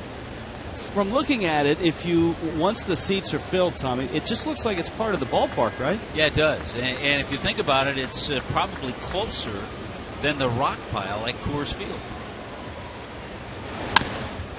There's a liner into center field. Adeiny Echeverria has Miami's fourth base hit of the ball game. And by the way, with Yelich drawing the walk, that was the first time in this game the Marlins got the leadoff man on. And now, with the base hit, first and second, nobody out. And you got Justin Bour coming up. We ought to interview Robert more often if this is going to happen. And the Marlins have been dormant against Kyle Hendricks all day long. Just scattered singles in that Marlins box score. And now you got a walk to Yelich, a single by Echeverria. And here comes Bour. Maybe Jess should stay out there for the next couple of innings. Let's see if the Cubs bullpen gets to work. Only 78 pitches, and Hendricks, as we touched upon, much like Latos, not a whole lot of stress here today. 6 strikeouts, a walk, and now just the 4 hits. And here's Bour, who is 0 for 2. Reaches out and pops that one into shallow left. Coughlin in, and he makes the catch. Somebody watching back home saying, why wasn't he bunting? Why wasn't he bunting? Well, would you rather have Justin Bour swinging the bat at Wrigley Field, or Cole Gillespie, who just got called up and is a right-handed hitter? Unfortunately, got under that pitch and popped it up. Here's Gillespie, who was struck out and bounced to short. Gillespie has had some nice moments at the plate. 4 hits in 14 at bats. 3 of those have been doubles. And Hendricks throws a strike. Hendricks, a Dartmouth product. Yeah, a guy that you look at his track record coming up the minor leagues, he's never been on the disabled list. That one to center and not real deep. Fowler lines it up. And so a promising start to the inning. Now has 2 outs, and Yelich and Echeverria haven't budged. Chris Bosio pops out, the pitching coach for the Cubs. And Boz will go out and talk to Kyle Hendricks, Justin Grimm, and the Cubs bullpen. Just to further the sacrifice bunt situation, fans so often think that the sacrifice bunt is a cure-all for scoring a run. They think it happens 100%. Bunt isn't always laid down, especially when you have a guy such as Justin Bour, who hasn't done it very much in his career. In his career, Justin Bour coming up in the Cubs organization, even when he's been in the Marlins minor league organization, is going to be 3rd or 4th in your lineup. And that doesn't lend itself to bunting. And just as I say that, the crack staff reinforces it. So Crack here's staff Dietrich. had a good off day, too. Yeah, they did. They needed it. Dietrich, a check swing. It's a called strike.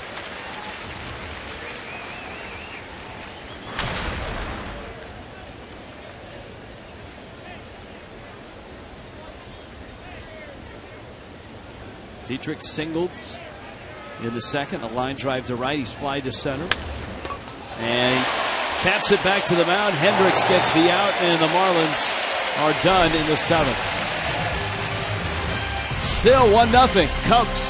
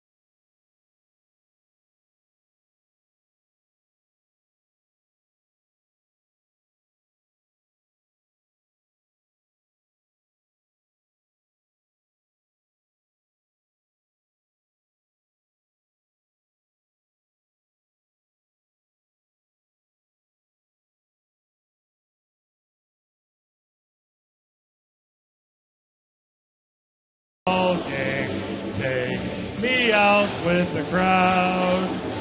Buy me some peanuts and Cracker Jack. I don't care if I ever get back for it. Root for the Cubbies. If they don't win, it's a shame.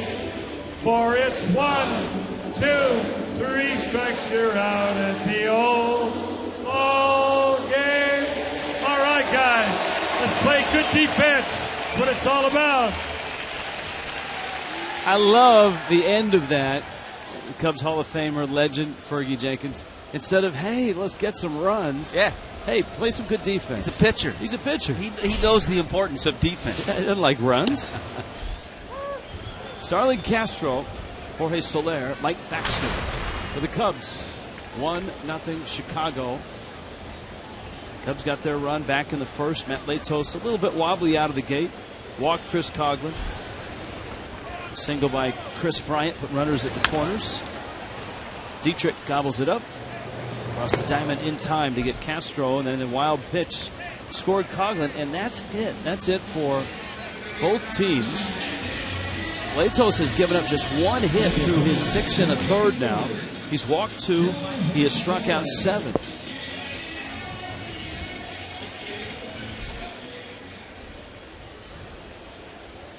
The likelihood that this score holds is not real strong.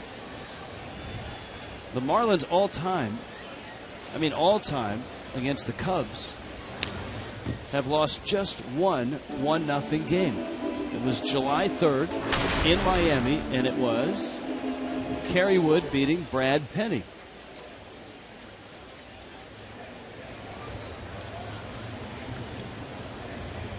So that's the only time the Marlins have lost a 1-0 game to the Cubs.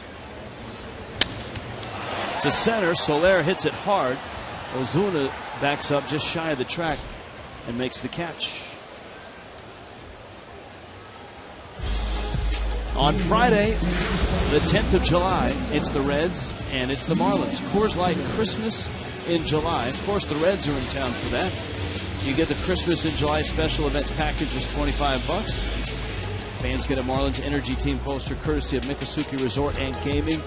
You can play 24/7 and win big. Plus, enjoy post-game fireworks presented by Preferred Care Partners.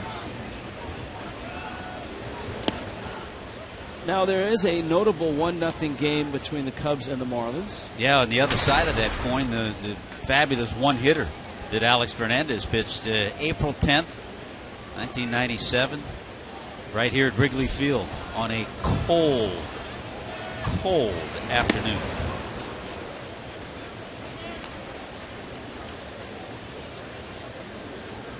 No walks, 8 strikeouts for Alex in that game.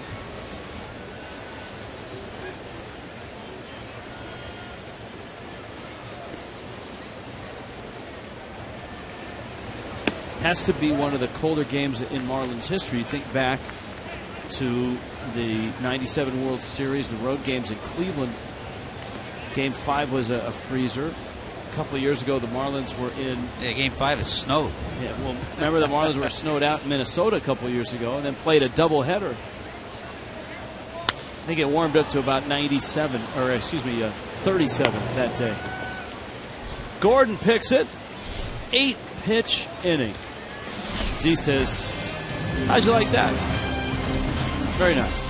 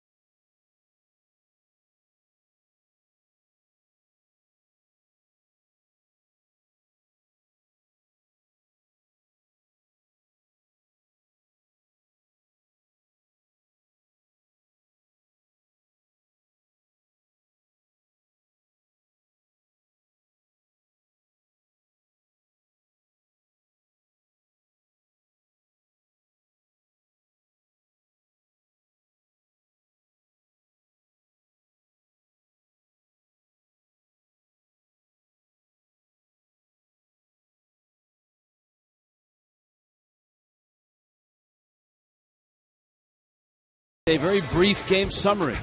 Yeah, it is brief.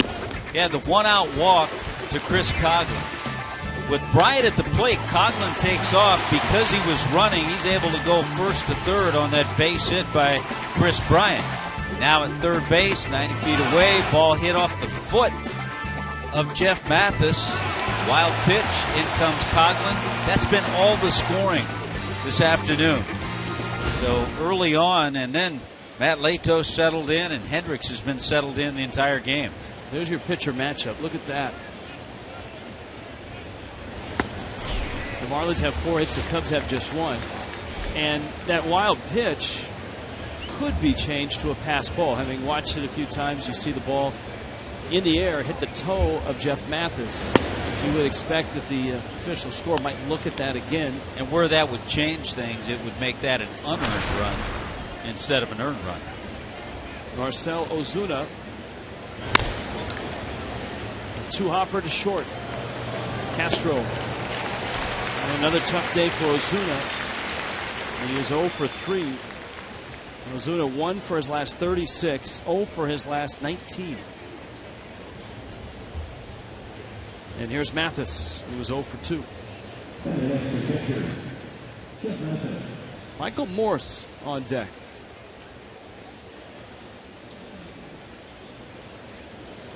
And so it looks like Latos may be done. 7 innings, a hit, 2 walks, 7 strikeouts. Carter Capps in Miami's bullpen.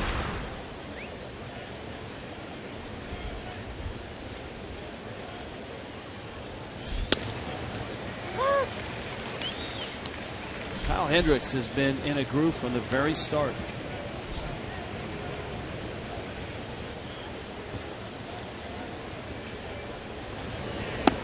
His most stressful inning, last inning. A Yelich walk, an Echeverria hit. First and second, nobody out. But he would get Justin Bour, Cole Gillespie, and Derek Dietrich.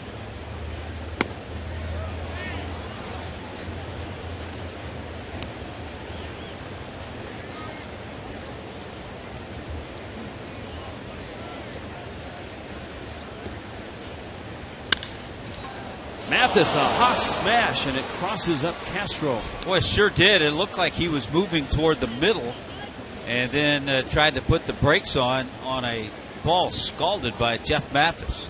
Hard hit ball. There he is. Now watch. Castro goes that way up the middle, and the ball comes the other way to his backhand. He was hit so sharply he wasn't able to react to it.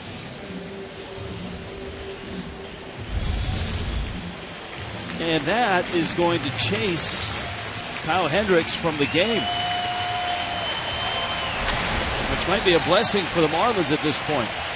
West Kendall Toyota called to the pen. Cubs go to their pen, up 1-0.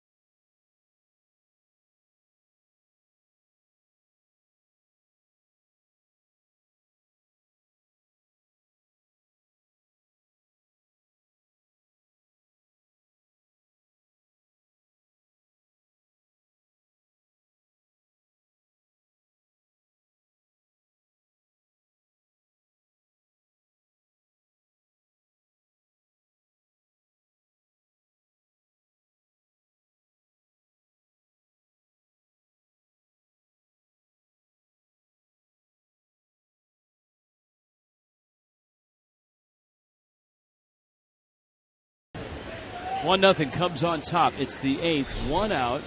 Jeff Mathis, the runner at first. Pedro Strop out of the Cubs bullpen. He's done a little bit of everything this year. Got a few saves, some holds, and an ERA at 2.75. Look at the opponent batting average. Boy, it is low. He's been tough to hit. Michael Morse. He swings and misses. The first pitch fastball. In the last 6 games, the Cubs bullpen has not given up a run. That's a stretch of 16 2/3.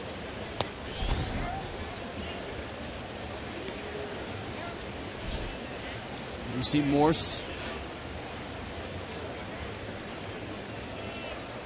A couple home runs this year, just off the DL today.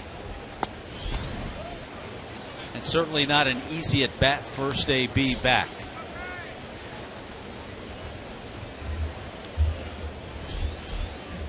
Top of the order, D. Gordon is up next.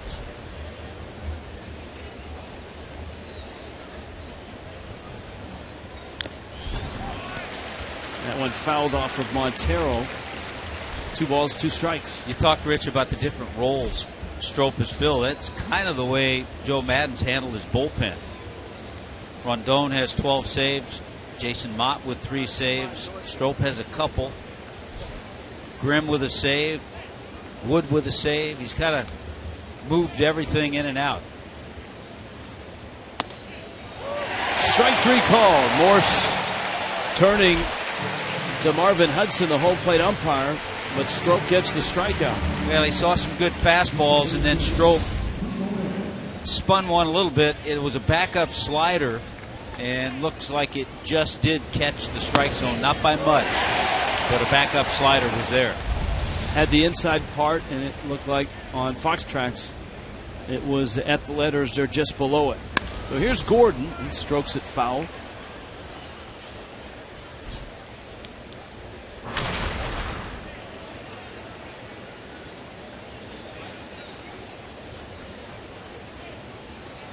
An 0 for 3 for Gordon. Mathis being held at first.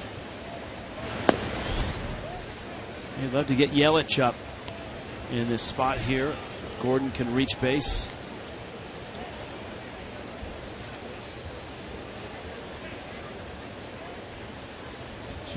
Goldschmidt and Harper ahead of him now in the National League.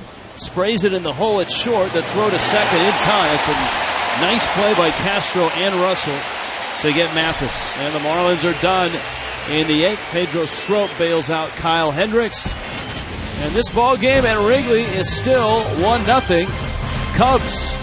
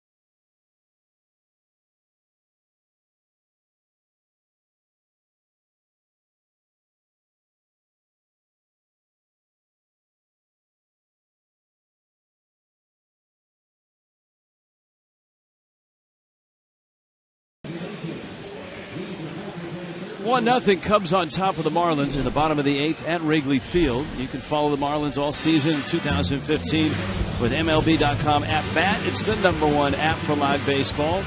Up to the moment, any moment. In-game highlights, live look-ins, replay reviews, radio broadcasts, StatCast. We'll even throw in a pitch tracking widget. MLB.com @bat for your smartphone or your tablets. Marlin fan, little old school rally cap spinning around. Right now, runs and hits are tough to come by for both teams. And you've got the back end of both bullpens in play now. Pedro Strop was strong to finish off the top of the 8th. And now here's Carter Capps in a 1-0 game. Chris Denorfia is pinch hitting. He swings and misses. He drew the short straw off that bench for Joe Madden. Here you go, Chris. You had a pinch hit appearance against Carter Capps.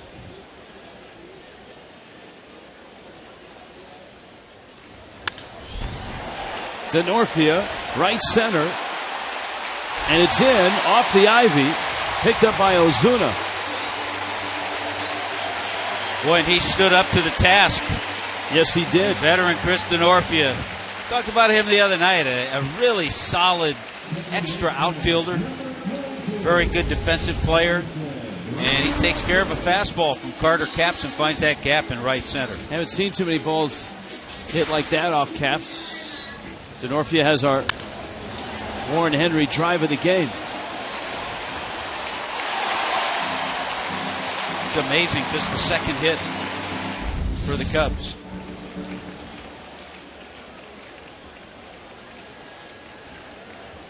We saw Buster Posey homer against Capps. That was a rare sight. In that Giants series, the Marlins swept the Giants. But Posey was hot, and he has stayed hot. He homered the other day against the Nationals. Addison Russell is up. Let's see how the Cubs play it. Capps with a fastball at 98 miles an hour. See, now you can hear the oohs and ahs here because there's actually a speed gun up on the scoreboard. For a while they had one here, but it was kind of hidden. And only a few could see it.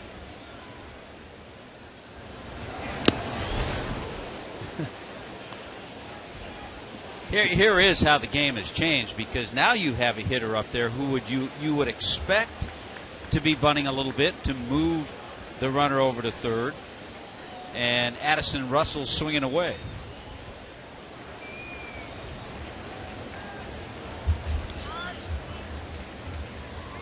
Let's see if he gives him the slider. He did, and he misses low. What's it like to bunt at 98, 99? Not easy. Just makes everything harder.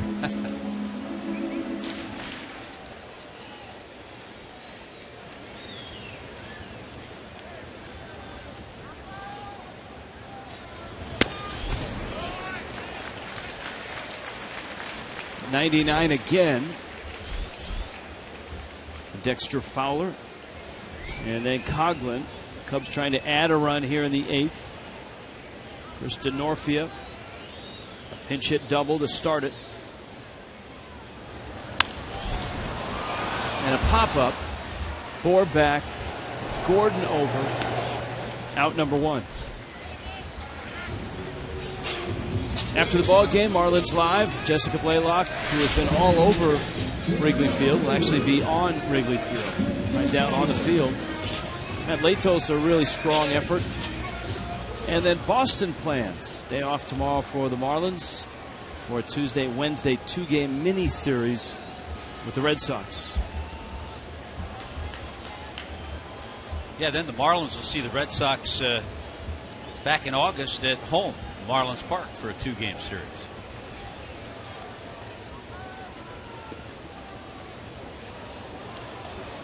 But don't forget, this coming Thursday, Cincinnati's in town. All kinds of things happening in the ballpark, but Jose Fernandez makes start number 2. It's a 4-gamer against the Reds.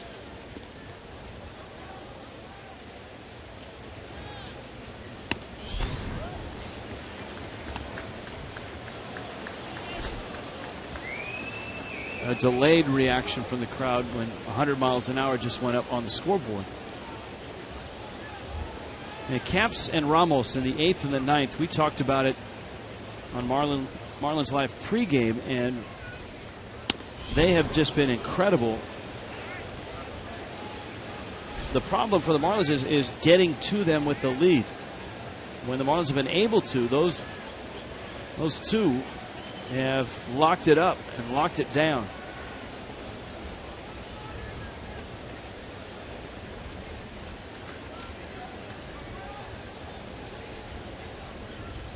I mean, Caps in 22 innings, 42 strikeouts. That's 17 strikeouts per 9 innings. That leads all Major League relievers. A little more traditional move with a spin and a throw.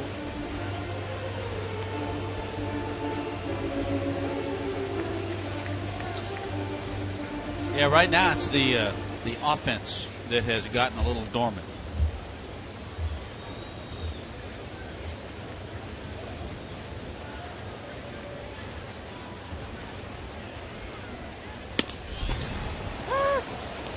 Caps gets a strike. Another fastball, and it's 1-2.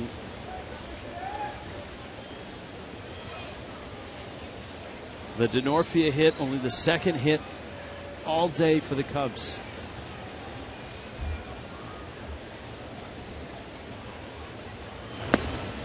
7 one-hit innings by Matt Latos. Can't say enough about the job Matt Latos did today. Just outstanding.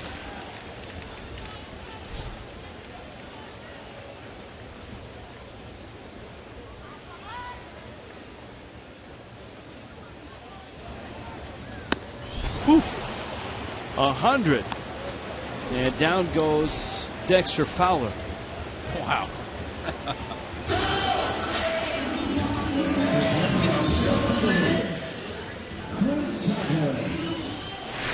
Geico presents this date, Major League history.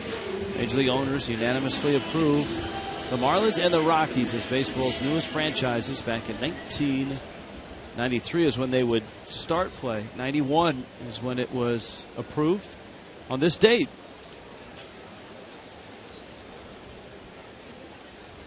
It's not a popular flag here at Wrigley. Coughlin. It's one of the few, since coming in, sliders that he's thrown in the strike zone. So he's had to rely primarily on that fastball, but all of a sudden he's got Coughlin thinking that he dropped that slider in for strike one.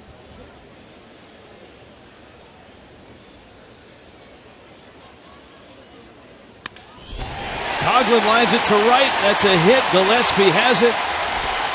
And scoring is Denorfia.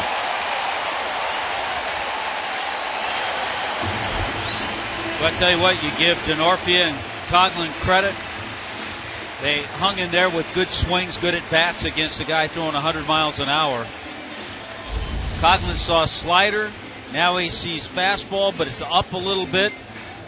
And he drilled it. The big run for the Cubs. Short and direct to the ball, the swing of Chris Coughlin.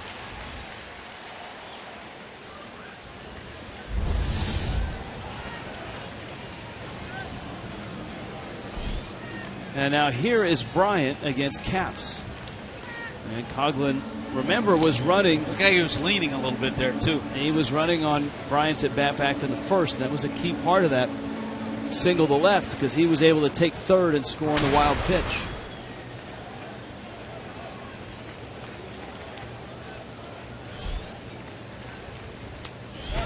That one goes to the screen.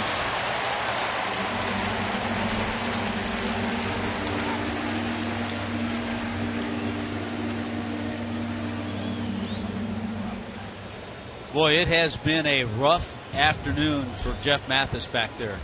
Blocking all the pitches that he blocked with Matt Latos on the mound. A couple of wild pitches. That's a wild pitch.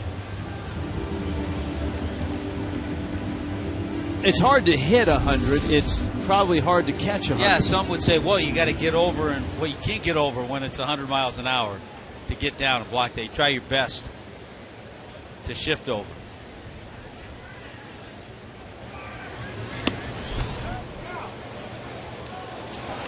No swing.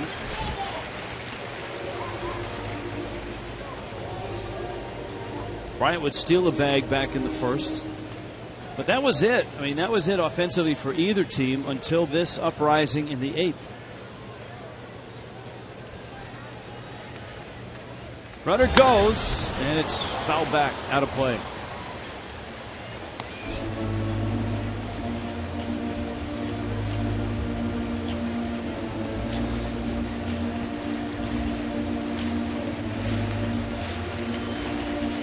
Both teams came into this series having won 3 straight.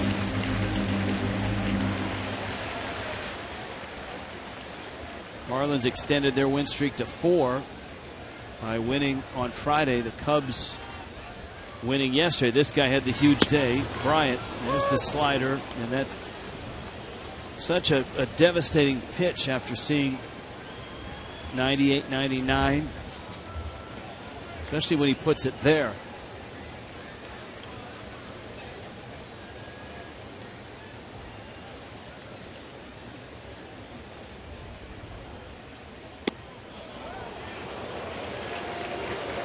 Cubs are doing a pretty good job of laying off the slider.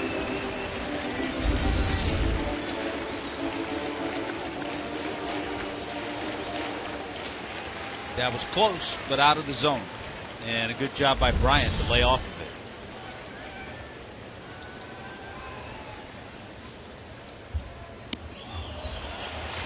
it. Did not go, and Bryant walks. That's something that Bryant has done quite well this year. His on-base percentage is well over 380. Chuck Hernandez pops out of the dugout on his way to the mound.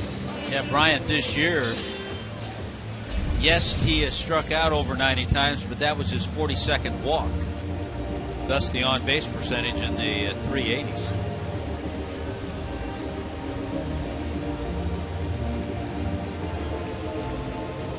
Well, it's 2-0 here. The Cubs leading the Marlins. You know, it's one of the few times over the last several outings for Carter Capps that he's had some struggles.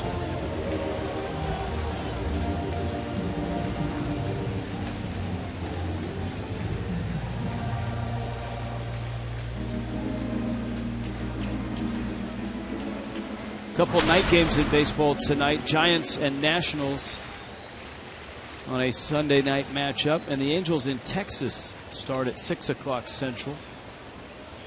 Mets are in Los Angeles. They just opened against the Dodgers and have a run in the bottom of the first. That game is 1-0 Mets. I think it gets to a point, Rich, in Arlington, Texas, when it gets over 105. They play night games on Sunday. It's a wise thing to do. Miguel Montero has struck out twice and bounced out.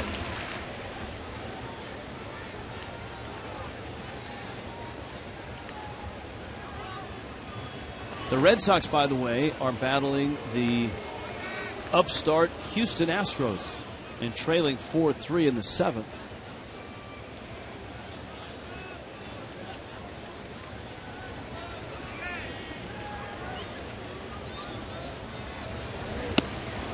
Big swing and a miss by Montero. Evan Gattis has homered in that ball game, his 14th for the Astros.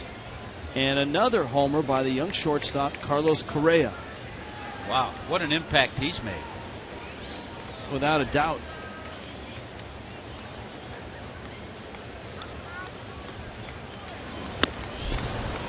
Carter Capps finishes off Miguel Montero. But the Cubs get a run. A double by Chris Denorfia, a single by Chris Coughlin. Fish down 2 in the ninth. Christian Yelich leading it off.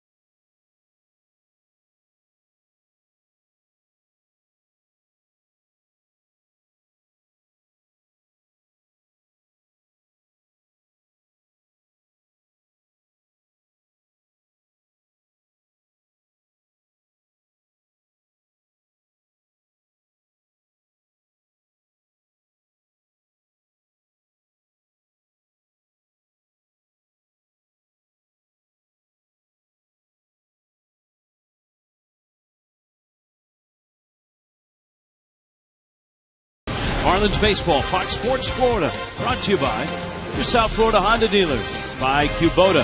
For more information, find a participating dealer, go to FloridaKubotaDealers.com. And by H. Gregg, top brands, low prices, fast delivery. Gregg's got it. Chicago, just a gorgeous weekend. Perfect setting for the 4th of July. Marlins and Cubs with Miami down to the last 3 outs here in the ninth. Jason Mott, a former catcher, a former Cardinal, and now a Cub. Yeah, a guy who's come back from a lot. He had Tommy John surgery. He's made his way back. He was not in the closer role early in the year. And all of a sudden, Jason Mott, because of his mound presence, because of his experience, it's one of the reasons Joe Maddon likes him in these situations.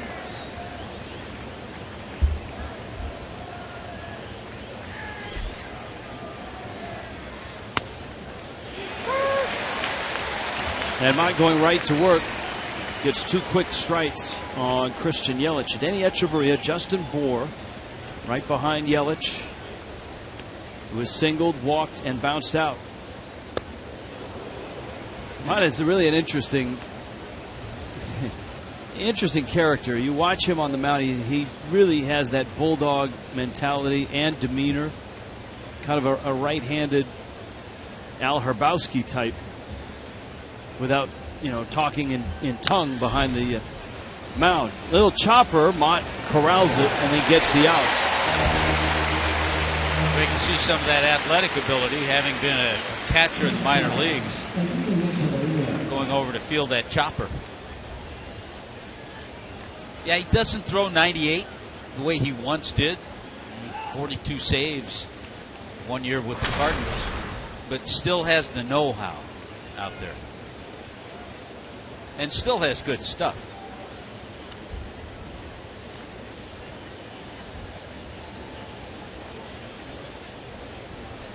Echeverria now.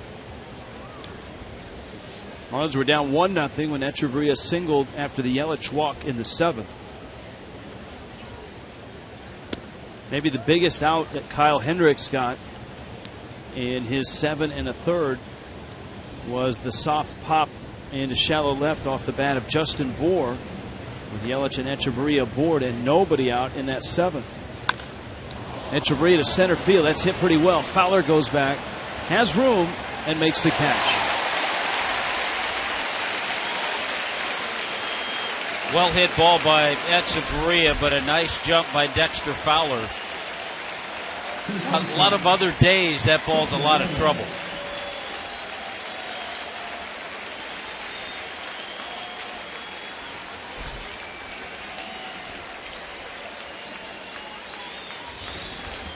So here is Bour, and the crowd of 37,764 on their feet.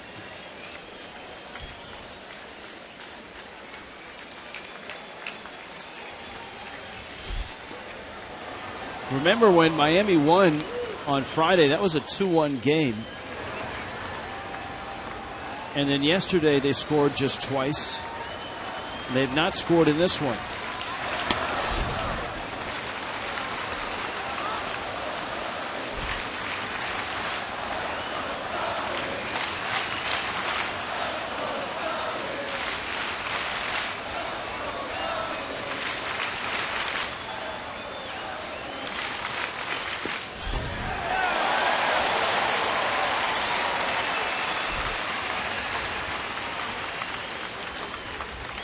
A strike to Bour.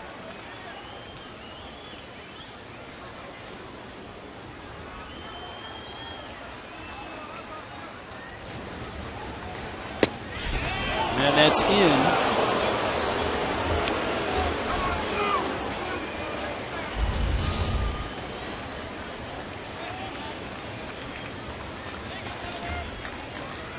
Boy, just. I'd like to see Justin Bour get a hold of one of these fastballs here. Fastball it was. Pretty good spot.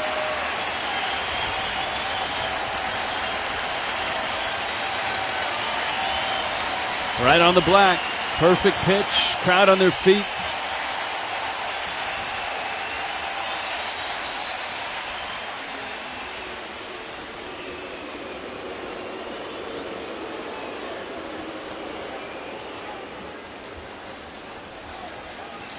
Montebeck up on the mound.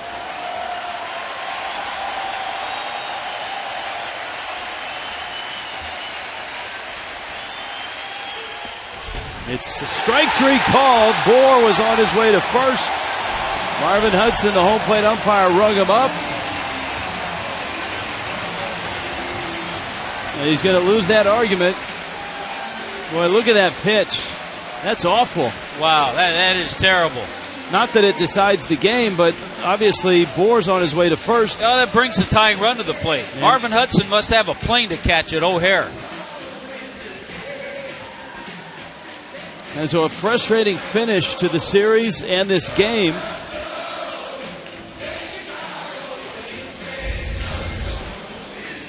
There's the last pitch. Bohr's a big man. It's well out and well below the knees. Marvin Hudson calls it strike 3. And the Cubs win in shutout fashion.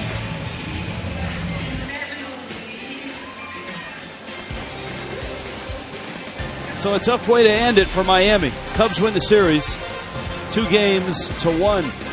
Marlins Live is coming up from the field with Jessica Blaylock.